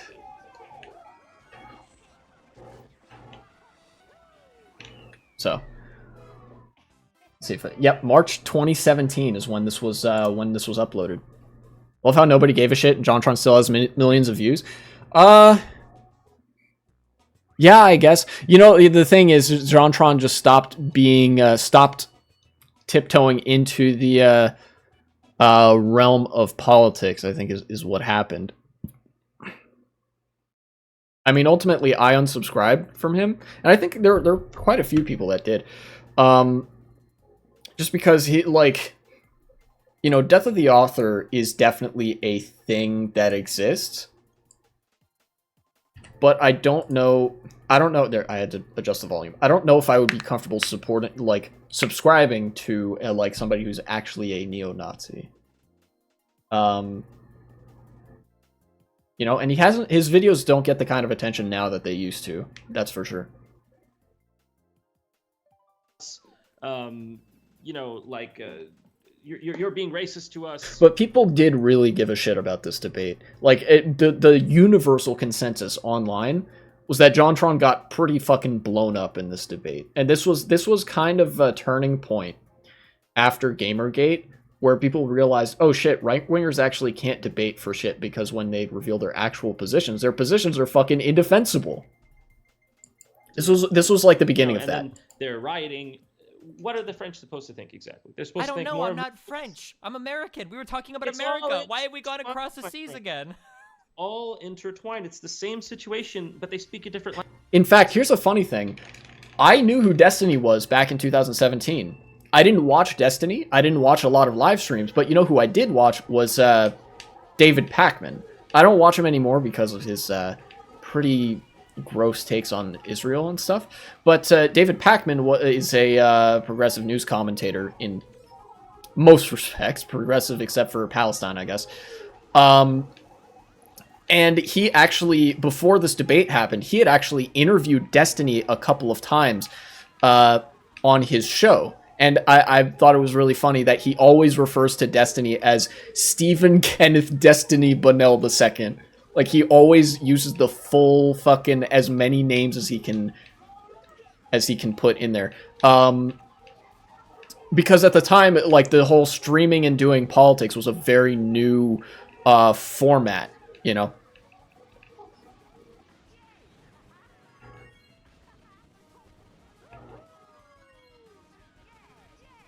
But I didn't really know what Destiny's views were. Like, I had a hard time processing them when I was like 16, 17. Even at the time, I think he was like, I don't know how progressive he was even back then, but like, it was just interesting.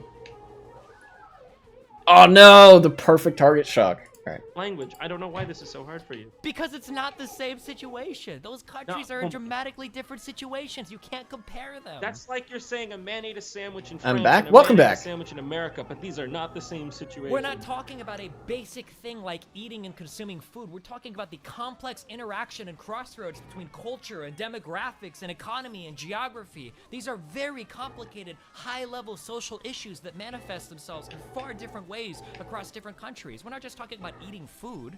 You speak pretty, my friend, but you haven't convinced me. I don't What you know if talking you about may have now? convinced your viewers. I think they're am. probably- I'm reviewing the debate that happened 7 years ago between Destiny and JonTron. The debate that exposed JonTron as a a pretty open white nationalist and neo-Nazi, and the sort of like the beginning of the end for the Gamergate guys, because this was about the time that people realized, oh wait, extreme right-wing and like neo-Nazi positions are actually fucking indefensible. Who's JonTron? JonTron was a really big YouTuber in like the early to middling days of YouTube. He did game reviews initially, and then shifted to some other kinds of variety content, still reviews. He was very popular. And it came as a pretty decent surprise to quite a few people that he was a neo-Nazi. JonTron was funny AF. Yeah, he was. But then, then aside from that, this debate review will be available as a Twitch VOD until the VOD gets deleted. Twitch still deletes the VODs after a certain period of time. A neo-Nazi? Yeah. And then on my YouTube channel, there's a publicly available playlist of the stream VODs. All the stream VODs are unlisted, but the playlist is public. You'll be able to see this stuff there. But when I was going into the editing, I decided not to upload this review as its own video just because of how long it was. And I don't want that to be a precedent that I set. Like, I've done a debate review that ended up being 5.5 hours long. I don't think I want to do that again. I think that's going to be my longest video. That's like, I don't want to exceed that or even approach that in many ways. On your side, But yeah, JonTron was a pretty blatant neo-Nazi. He literally, in the first 3 minutes of this video, which I'm now an hour 13 minutes into, he was already espousing the Great Replacement Theory conspiracy. And his entire position revolves around black people being inherently worse because they commit more crime, and wanting to keep America majority white because that means there would be a lot of white people in America. Very like Roman statue profile pic kind of beliefs. but that's what happens when you go off home turf. Look, you can speak flowery language about all this stuff. And also, I should mention, if you weren't here for other parts of the debate, every time Destiny has offered an explanation for some of the things that JonTron is talking about, for example, like crime rates or whatever, with sociological explanations, JonTron has rejected it out of hand and like said, no, I don't want that explanation, basically. But even still, JonTron is uncomfortable with the notion that he's just racist, you know? But you bring up, you bring up the Irish and the Italians when it's convenient. But What do you mean when it's convenient? I brought up the Irish Italians to disprove your points about tribalism. That at one point in time, they weren't seen as being included as Americans or white people, and now they are. So it seems like we got over this is that. not true that they weren't considered white people. They may It is have absolutely true. Please, okay, That just is make me promise 100% one thing. true. If I haven't changed your mind on anything else, please go read a little bit about early struggles of immigrants and fucking Ellis Island and all that shit, because this was a very real thing in the United States. You have before you talk, because people will catch you on this in the future if they try to do gotcha moments. You absolutely need to read a little bit about this. Okay, Irish people and plenty of other immigrants around the late 1800s, early 1900s in the United States experienced a ton of discrimination, racial discrimination. All right, you have to just look into this. Okay, They even if you may don't agree have- with me now. Look, Yep. I know that He there talked was, about some this, discrimination there, and by the way, yeah, it's wrong. Discrimination is wrong. We have gotten He's talked about this before. They talked about the signs in the early days of Jim Crow. There were signs that said no blacks, no Irish, as well. You know, Irish people were viewed as Discrimination. about the same You level have as to black just people. Look into this, okay? They Even if you may don't agree have- with me now. Look, I know that there was some discrimination there, and by the way, yeah, it's wrong. Discrimination is wrong. We have gotten rid of discrimination in our Western countries. No, we haven't. What That's do you? fine. What? That's great. No, we haven't. What do you mean? Okay, there we go. If you don't Destiny's. think we've got rid of discrimination, you are living in a fantasy land.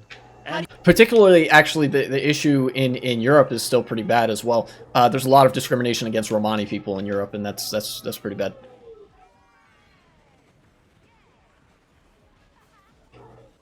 Okay, I You got third. explain feel things like I the feel voter like- ID laws in North Carolina, or how you. No, Yeah, that's true. what voter ID laws in North? Discrimination in the U.S. is a little bit more obtuse and difficult to see, but ultimately it does still exist. There's a lot of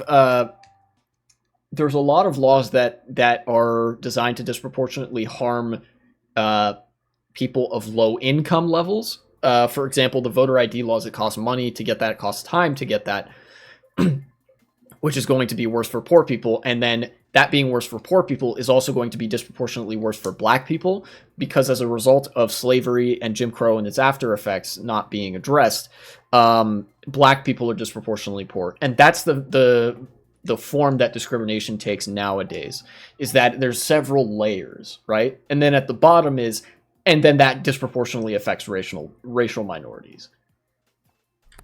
Get out of here with that. What? All right, Get out of dude. here with what? People like me are supposed to listen to people like you chatter on about. Although there are still some of the really weird, like, surface level discrimination stuff that still exists. Like certain character evaluations, like vibes-based policy for job positions that are still allowed and things like that, where it's like, oh yeah, we want to ensure that you're dedicated to the mission or whatever. But then, like, back in the day, that meant, yeah, if you're black or Jewish, we won't hire you or something like that. This oppression in America. It doesn't exist, dude. It doesn't exist. There's What are no you talking oppression. about?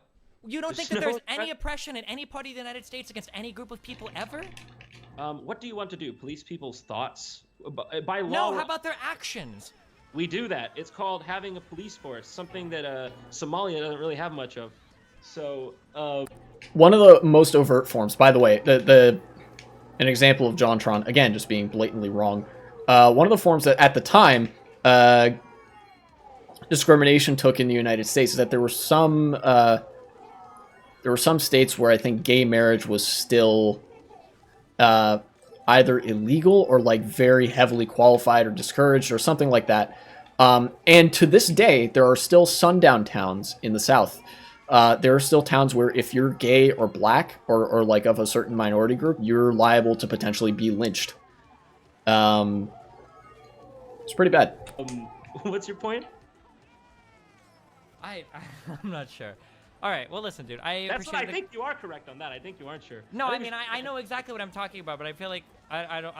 I mean, if you don't think that anybody experiences any disproportionate oppression or any kind of issues in any parts of the United States. Sure, they do. But we can't take on all the world's problems at once. Well, Gotta I'm take the it one that part at a just time. wants to talk about the United States. I maintain that the United States and Europe are interconnected, at least spiritually. So I don't know Spiritually? why that's controversial to say. I really don't understand it. What is blood I would waffling highly about, encourage you dude? To talk to Europeans then, I guess, or talk to your parents, because they will tell you completely different things. Countries in Europe do not all what? I guess you know what my parents think then? Your parents are from the Middle East, correct? Or what did you say? One was from Iran? Ask him how similar Iran is to Iraq, or how similar been Iran is to to Iran. Israel, or I've how similar been Iran is to even Saudi Arabia or the Gulf states. He's not going to tell you that, oh, you know, it's all in the Middle East, right? Would your dad say that? Of course not.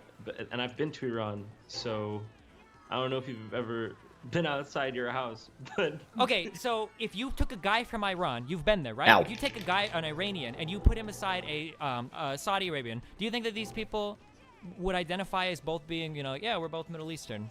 no. Iranians and Saudi Arabians are very different. But what's your point? So then that's a good argument for Saudi Arabians not to occupy Iran, isn't it? No, I'm just saying that these people don't all identify as being the same, even though they're from a similar region, much the same way Okay. that Europeans don't identify as being European. Yes, but would you argue that a Turk and an Iranian are going to be able to assimilate to one's culture easier? I don't have too much to say about this. This is all pretty blatant, like, ethno-nationalist shit coming from JonTron, and it's like, I mean, you guys all know what I think about ethno-nationalism. It's cringe and stupid. Than a Hungarian and a Romanian? Or those two would be able to assimilate easier than the other way around, I mean. I mean, it really depends on the reasons for moving. It depends on the situation. Like, I don't know. I'm not talking about their ability to integrate. I'm just talking about how people identify themselves. You're telling me that I don't understand, I guess, anything about the world, and you're very quick to lump like all Europeans in together with one another when I don't think there That's are any true. Europeans that would Just do saying. that. You're differentiating between people when it's convenient, like Yeah, if you know, for people who say, like, who do this pan-European white supremacy thing where it's like, oh, all Europeans are white, go and ask people from one Balkan country what they think of people from the neighboring Balkan country, or better yet, ask Globalize My Agenda what he thinks of people from his neighboring countries, or ask any French person about what they think of Germans, right? Like, the pan-European identity that JonTron is cooking up to justify white supremacy does not exist. And like, white supremacy actually looks pretty different. Well, how did I catch those shots? It's just a mild little jab, you know? Ultimately, to say that, like, the white supremacy that Americans think of is very different from nationalism in Europe, and, like, JonTron just has no idea what he's talking about. And of course, Globalize My Agenda. I know you were actually based in Red Pill and only believe that French people are subhuman, and not any of those other groups. I just had to do it to him a little bit.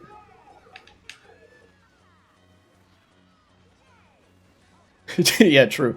But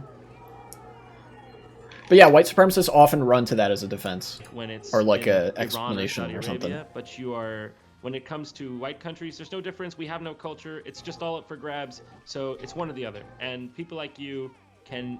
I'm gonna use this here. You just bounce around when it's convenient for you. That's why your arguments aren't rooted in any sort of consistency or fact. All right. I understand. Do you have any? I'll give you the closing words if you want. If you want to. We're already way past. I think you said No, you nothing. wanted to- I genuinely appreciate you debating me. If I'd love to be proven wrong. You were several No, times. thanks for at least, having the balls to talk about what you believe in. Sure, I appreciate it. Yeah, same to you. It's always nice to have a conversation with someone I disagree with. So, good Yeah. luck with your endeavors and everything. You too, man. Hey, thank you for having me on. And rip my career. All right, see you. Oh, damn it. See you later. All right, see you. Rip my career. His career continued after that, but you know. Oh, so that was it? dude. Dang. Fucking end my life. Oh no, my. I didn't think that would be like that. I'm sorry. First time actually listening to you debate. Was shocked to see how difficult it was. You try your hardest to maintain a worldview and the other person just goes nuts in the wind. Made me appreciate you more. Great Okay. job, buddy. Thanks, buddy. Oh no, he was retarded da fellas. True.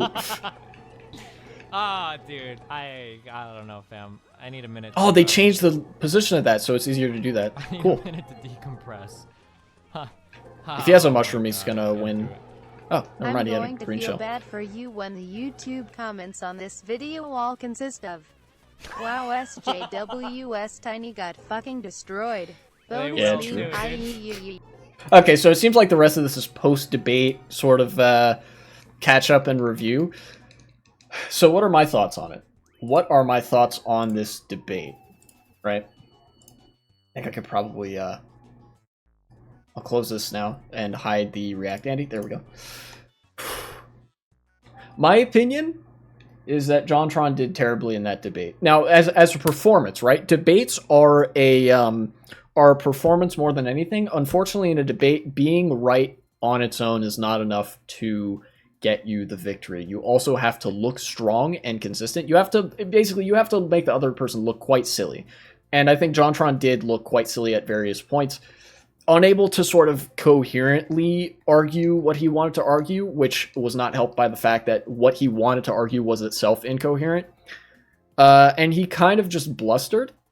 I think if JonTron were more confident, he would still have lost the debate because of how well I think Destiny debated the issues. You know, like, the Socratic method will rarely fail you in a debate. Keeping a cool head is almost a sure shot that you'll, like, win, so to speak. Because, again, JonTron would like, kind of... He would do the fake I'm nervous laugh. And it seems just like JonTron was on very unsteady footing for the whole thing. That's as a matter of performance. Now, as a matter of ideas, obviously Destiny was correct in that debate where JonTron was not. JonTron was arguing for a fucking white ethno-state in the United States of all places, which I cannot imagine of a surer shot way to kill America than to make it a white ethno-state. And to lock off all of our, sources of population and economic growth. Because, again, countries experience... problems with their population pyramid, developed countries especially.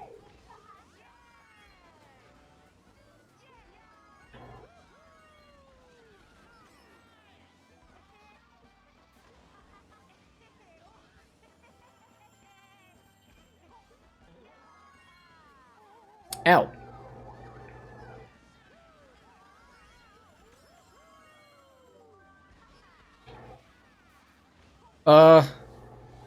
Apart from that, I don't know that there's so much for me to say. Don't do Nazism, obviously. Nazism, in addition to being the ideological scourge of Europe in the 20th century, it's also just the stupid man's ideology, Like, it offers such, like... non-explanations for everything that ultimately boil down to X group of people is degenerate and bad. Consistently through most far-right ideologies, the Jews will factor into that, like, oh yeah, the Jews are bad and degenerate or whatever. But varying far-right ideologies will have, like, I don't know, black people or gay people or like Romani people, immigrants, and all that sort of stuff. There's just a complete rejection of critical analysis of the world inherent to Nazism, which is why it is the stupid man's ideology. It is ultimately an ideology of, like, weird anti-empirical spiritualism.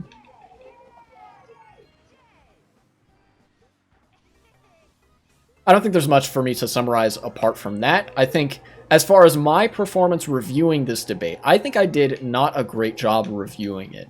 I should have been able to sort of break the time loop, so to speak, because you'll notice a lot of that was a time loop of JonTron saying basically the same thing over and over and over again, which becomes very, very tedious very quickly, a product of... neo-Nazism, or just Nazism in general, being the stupid man's ideology, it defers to the same few points every single time. Because it's not very imaginative either. Ow. No, don't hit me with that. Okay. So hopefully next time I review a debate, I can both pick a shorter debate and also not add as much to the runtime while still catching most of the substance of the debate. I think that's what I'm concerned with. And for the historical significance of that debate, like I mentioned, 2016 to 18, really, or maybe like 2014 to 18. From the last bit of Obama's presidency to the first part of Trump's presidency was this period of time that we call Gamergate, which was, I forget a lot of the details, but it was a time when the right wing really had a lot of online cultural hegemony, right? Like the internet was a very right wing aligned place. And you know, the left was sort of cast as these snowflake SJWs that got upset over everything. And this debate was one of the beginnings of the end of that, right? You know, the right wing wanted to fashion themselves as these logical debate bros of facts and reason and whatever, you know, like the Ben Shapiro's. It's coming back. I don't think so, and I'll explain why in a second. You know, the Gamergate 2, I do know what you're talking about. But this debate signaled like kind of the beginning of the end of that, because in order to be a, you know, in order to maintain the perception of being a logical debate bro, reason bro, whatever, you have to be able to defend your positions and like argue for them convincingly. You have to be able to convince people when you're in a debate that you are in the right. And in a one-on-one debate like Destiny and JonTron had, with no bells and whistles, no ganging up on a smaller creator or whatever, the right wing loses every single time. And so that sort of prompted them to lose their cultural footing, which the left has had on the internet for a while. If you are a normie, like if you're a normal person browsing the internet, pretty middle of the road or whatever, don't follow politics or whatever, you're much more likely to have certain left-leaning political inclinations. For example, acceptance of queer people and thinking that, like, you know, 1350 is dumb or whatever, or believing that, like, no, actually, you know, racism is pretty bad, Nazism is pretty bad, right? Pretty standard stuff. But like that standard is a left-leaning standard, and it was set in the wake of Gamergate, you know, because a lot of those guys were losers. But then to address what you're saying, globalize my agenda about Gamergate 2, I don't think that is as much the case right now. They they announced it and everything. I'll try to pull up something about Gamergate 2 if I can find it. But they, like, you know, because it was about nominally gamer stuff, they tried to make it about some sort of imagined, like, oh, the wokeness has ruined video games and whatever. But that didn't stick now, because all the best video games have very progressive undertones. They basically... Gamers in 2014 were much more reactionary than gamers today. And so they weren't, like, Gamergate 2 wasn't able to catch on nowadays the way it was in 2014, because, you know, gamers are way more progressive now. So nobody who's a gamer really wants to be associated with that Gamergate label, except for like a very small group on the absolute fringe right. And they're the kind of people that get blown out on Twitter on the regular. You know, they're not the kind of people who win those sorts of online social media interactions. You know, they're the ones getting ratio now. Back in the day, it would have been like left-wing people that were getting ganged up on, and now it's right-wing people because they look stupid. And part of that is because the right wing since 2014, since 2017, 18 has consolidated considerably. You'll notice there are way more blatantly unreasonable and like openly fascistic positions being espoused by the right wing. The right wing mainstream is no longer one that believes in the concept of facts, data, and arguments, right? They just believe in the thought-terminating cliches. Like, that's it. So they can't hold up in a debate. This has been shown, like, time and time again. You know, the right wing loses every time they debate. You know, a lot of left-wing creators who used to do a lot of debates don't do debates as much anymore because none of the right-wingers actually want to debate them. And why? Because they would lose.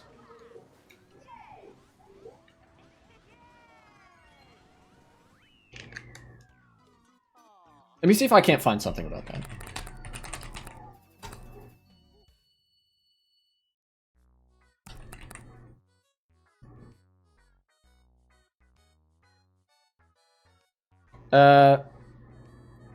Here, let's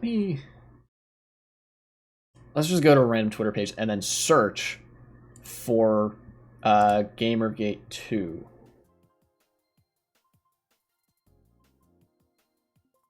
Gamergate. Gamergate 2. I don't know.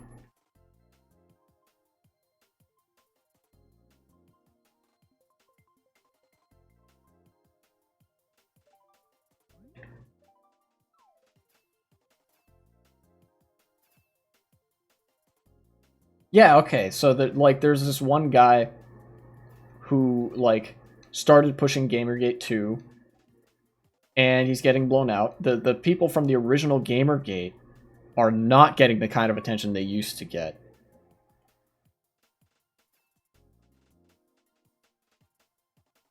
And the right wing just doesn't have the kind of agenda setting power that it used to. I'm looking at Twitter, even if I go to the extremely blighted For You page, none of it is Gamergate shit. It's not Gamergate. And every time right-wingers try to do some Gamergate rhetoric surrounding a new game coming out, Helldivers, Baldur's Gate, I think back in the day they did this with Stardew Valley or something? Maybe another game. Celeste. That's what it was. Not Stardew Valley. Celeste. I knew it was like a transcoded game, but they get blown out because these are good games. And especially with I think Valhalla, where they had an extremely realistic model of the the main female character, the main female lead or whatever in the game, and they went so far as to model the hair on her face, which is super impressive from a technical perspective. And right wingers were like, no, women don't have hair and shit like that. The takes that you would find from Gamergaters nowadays get so much more clowned on than Gamergaters back in the day, to the point where Gamergate 2 really isn't possible. And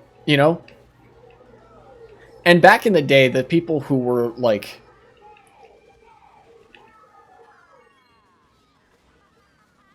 people only get more progressive over time. The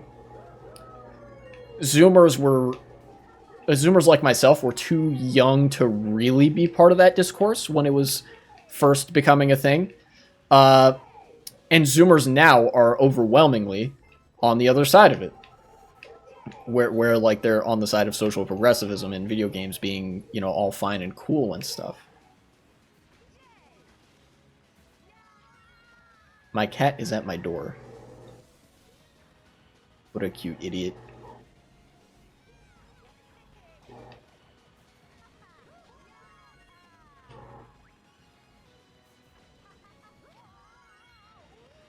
But yeah, I don't think Gamergate is really coming back, and I think that's a good thing, that it's not coming back.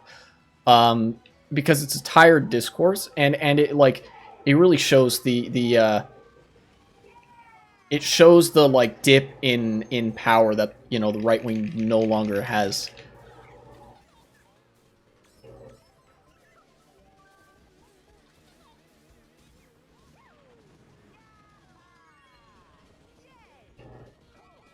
Oh no!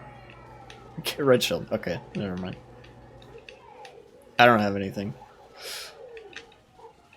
No way! Stole first place.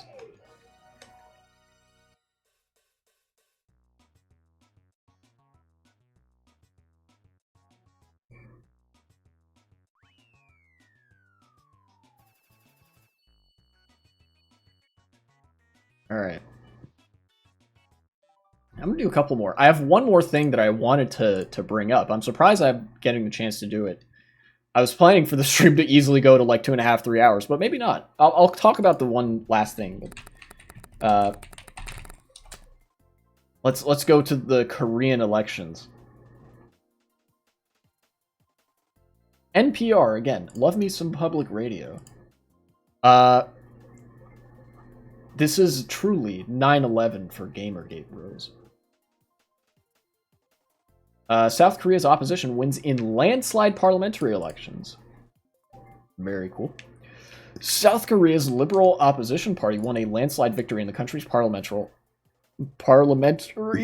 elections. Excuse me, goodness, putting President Yoon Suk-yeol in a challenging position for the 3 remaining years of his term. So he's a lame duck president now. He's not going to get reelected.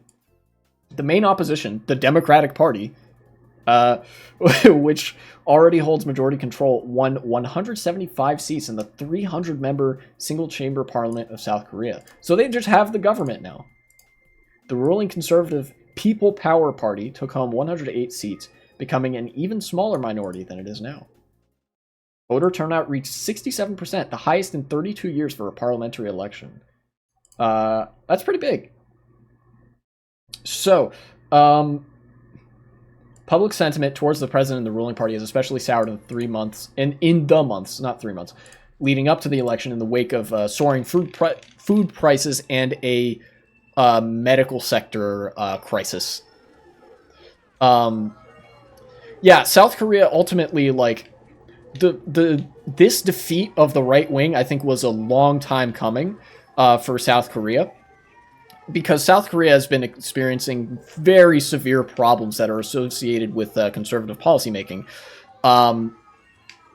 Indicative of this is that they have such a low birth rate. As weird as it sounds to be invoking that, it's like 0.7 per 2 people. Like, that's the birth rate in South Korea. It's really not good. But what it's indicative of is that there are certain policy norms that lead to that, right? South Korean work culture is really bad. Like, you know how bad Japanese work culture is? It's like that. In some ways, potentially even worse. Oh, hey, what's up, Maverick? You know, the work week is in excess of 50 hours. That's the standard work week. And there's not very much union presence in South Korea. Very high degree of social alienation and all that. Which leads to people not being able to start families and all that. It just leads to a world of hurt for the working class. And these are, policies that the Conservative Party quite likes. Conservative Party does not like unions, wants longer work hours, wants people to get back to work, but then also wants them to breed because I think, as we were talking about earlier, conservatives don't want... they don't want happy babies, they just want babies. But, can't actually do that if you don't put in any of the policy work necessary to create favorable material circumstances for people to, start families.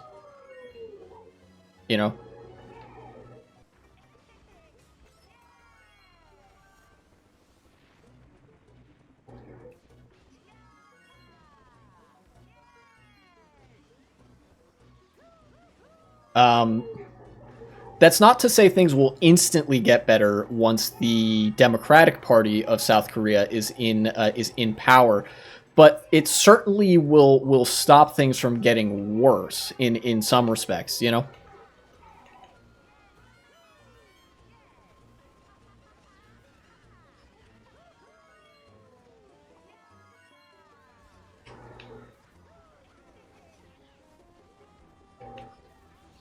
Gotta finish strong.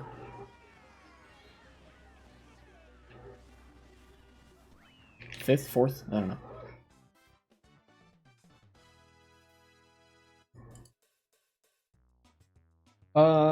Where are the... Okay. So NPR is just covering the electoral aspects of this. But basically, the thing I wanted to hammer in on is that South Korea is pretty fucked. And that's as a product of the Conservative Party being in power for so long. And so, as a result of that, and I think, a couple other things, maybe it's as a product of, young people coming of age, young people being a lot more progressive and left-leaning.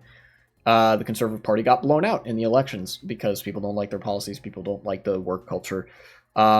The dissatisfaction with working environment can be more pronounced with people just entering the workforce, because it's like you're being tossed into the meat grinder immediately, where if you've been there over time, it's like individual. It's like death by 1,000 pinpricks, which is a little bit different.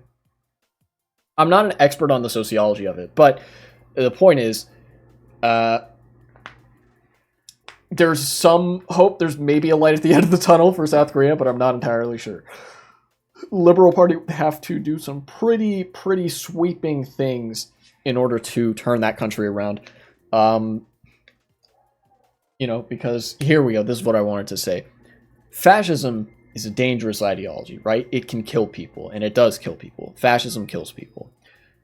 But as a product of it, like, burning through its support really fast, and fascists also being terminally incompetent at running a government, a lot of times that's all it does, is kill people, which is still really, really bad.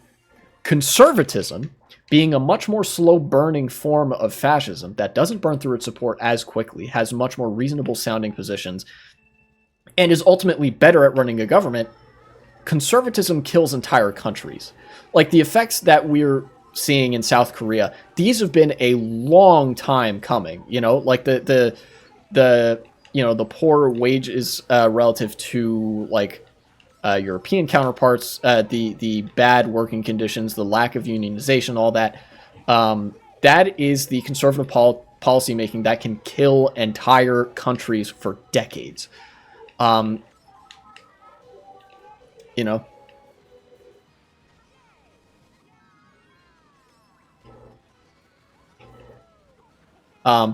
a lot of times, fascism can also pave the way for conservatives later if they make the conservatives that aren't fascists look good by comparison. So, right-wing bad, shocking position for a left-leaning person, socialist such as myself, to take. And if the Korean Democratic Party is at all left-leaning, even if it's like the U.S. Democratic Party, like, whatever they can offer will probably be better than the Korean, like, conservative party, especially because South Korea has a coalition government. It's not a winner-take-all system. There are other parties apart from just the main Liberal Party and the main Conservative Party, even though those are the biggest ones.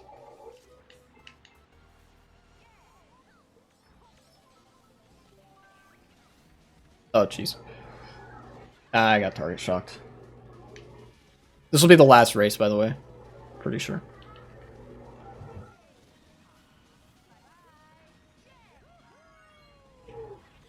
Give me an item. Yes. No! Not what I want. What?! My red shell hit me. Dang. Alright. Fuck it, I need this. Yes.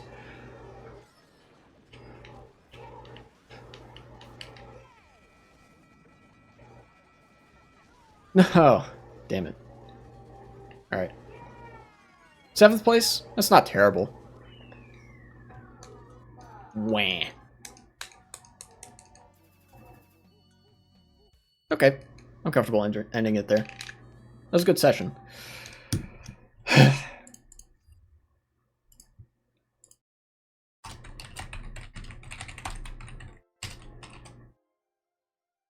Let me write down the 2 things that I wanted to make segments out of.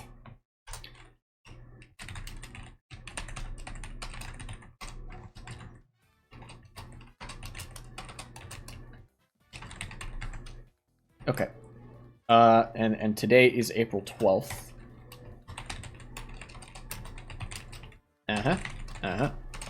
Alright.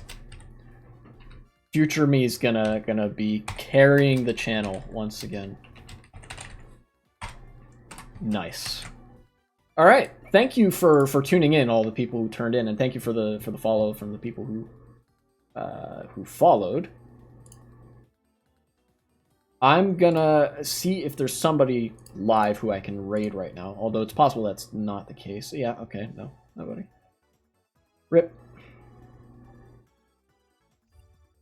I think that's because the people that I raid typically are Americans, and streaming in the morning is a pretty unusual thing. Anyways, I'll see you guys next time. I don't know when next time is. You know, I might go back to the once every 2 days kind of more regular schedule, possibly. But ultimately, right now, I'm going to leave that in the air. I just wanted to let my brain have some space for a little while. I had to remember how fun streaming can be if I don't try to force myself into certain boxes. So hopefully I'll find a new debate to review as well. That ought to be good. See you guys next time.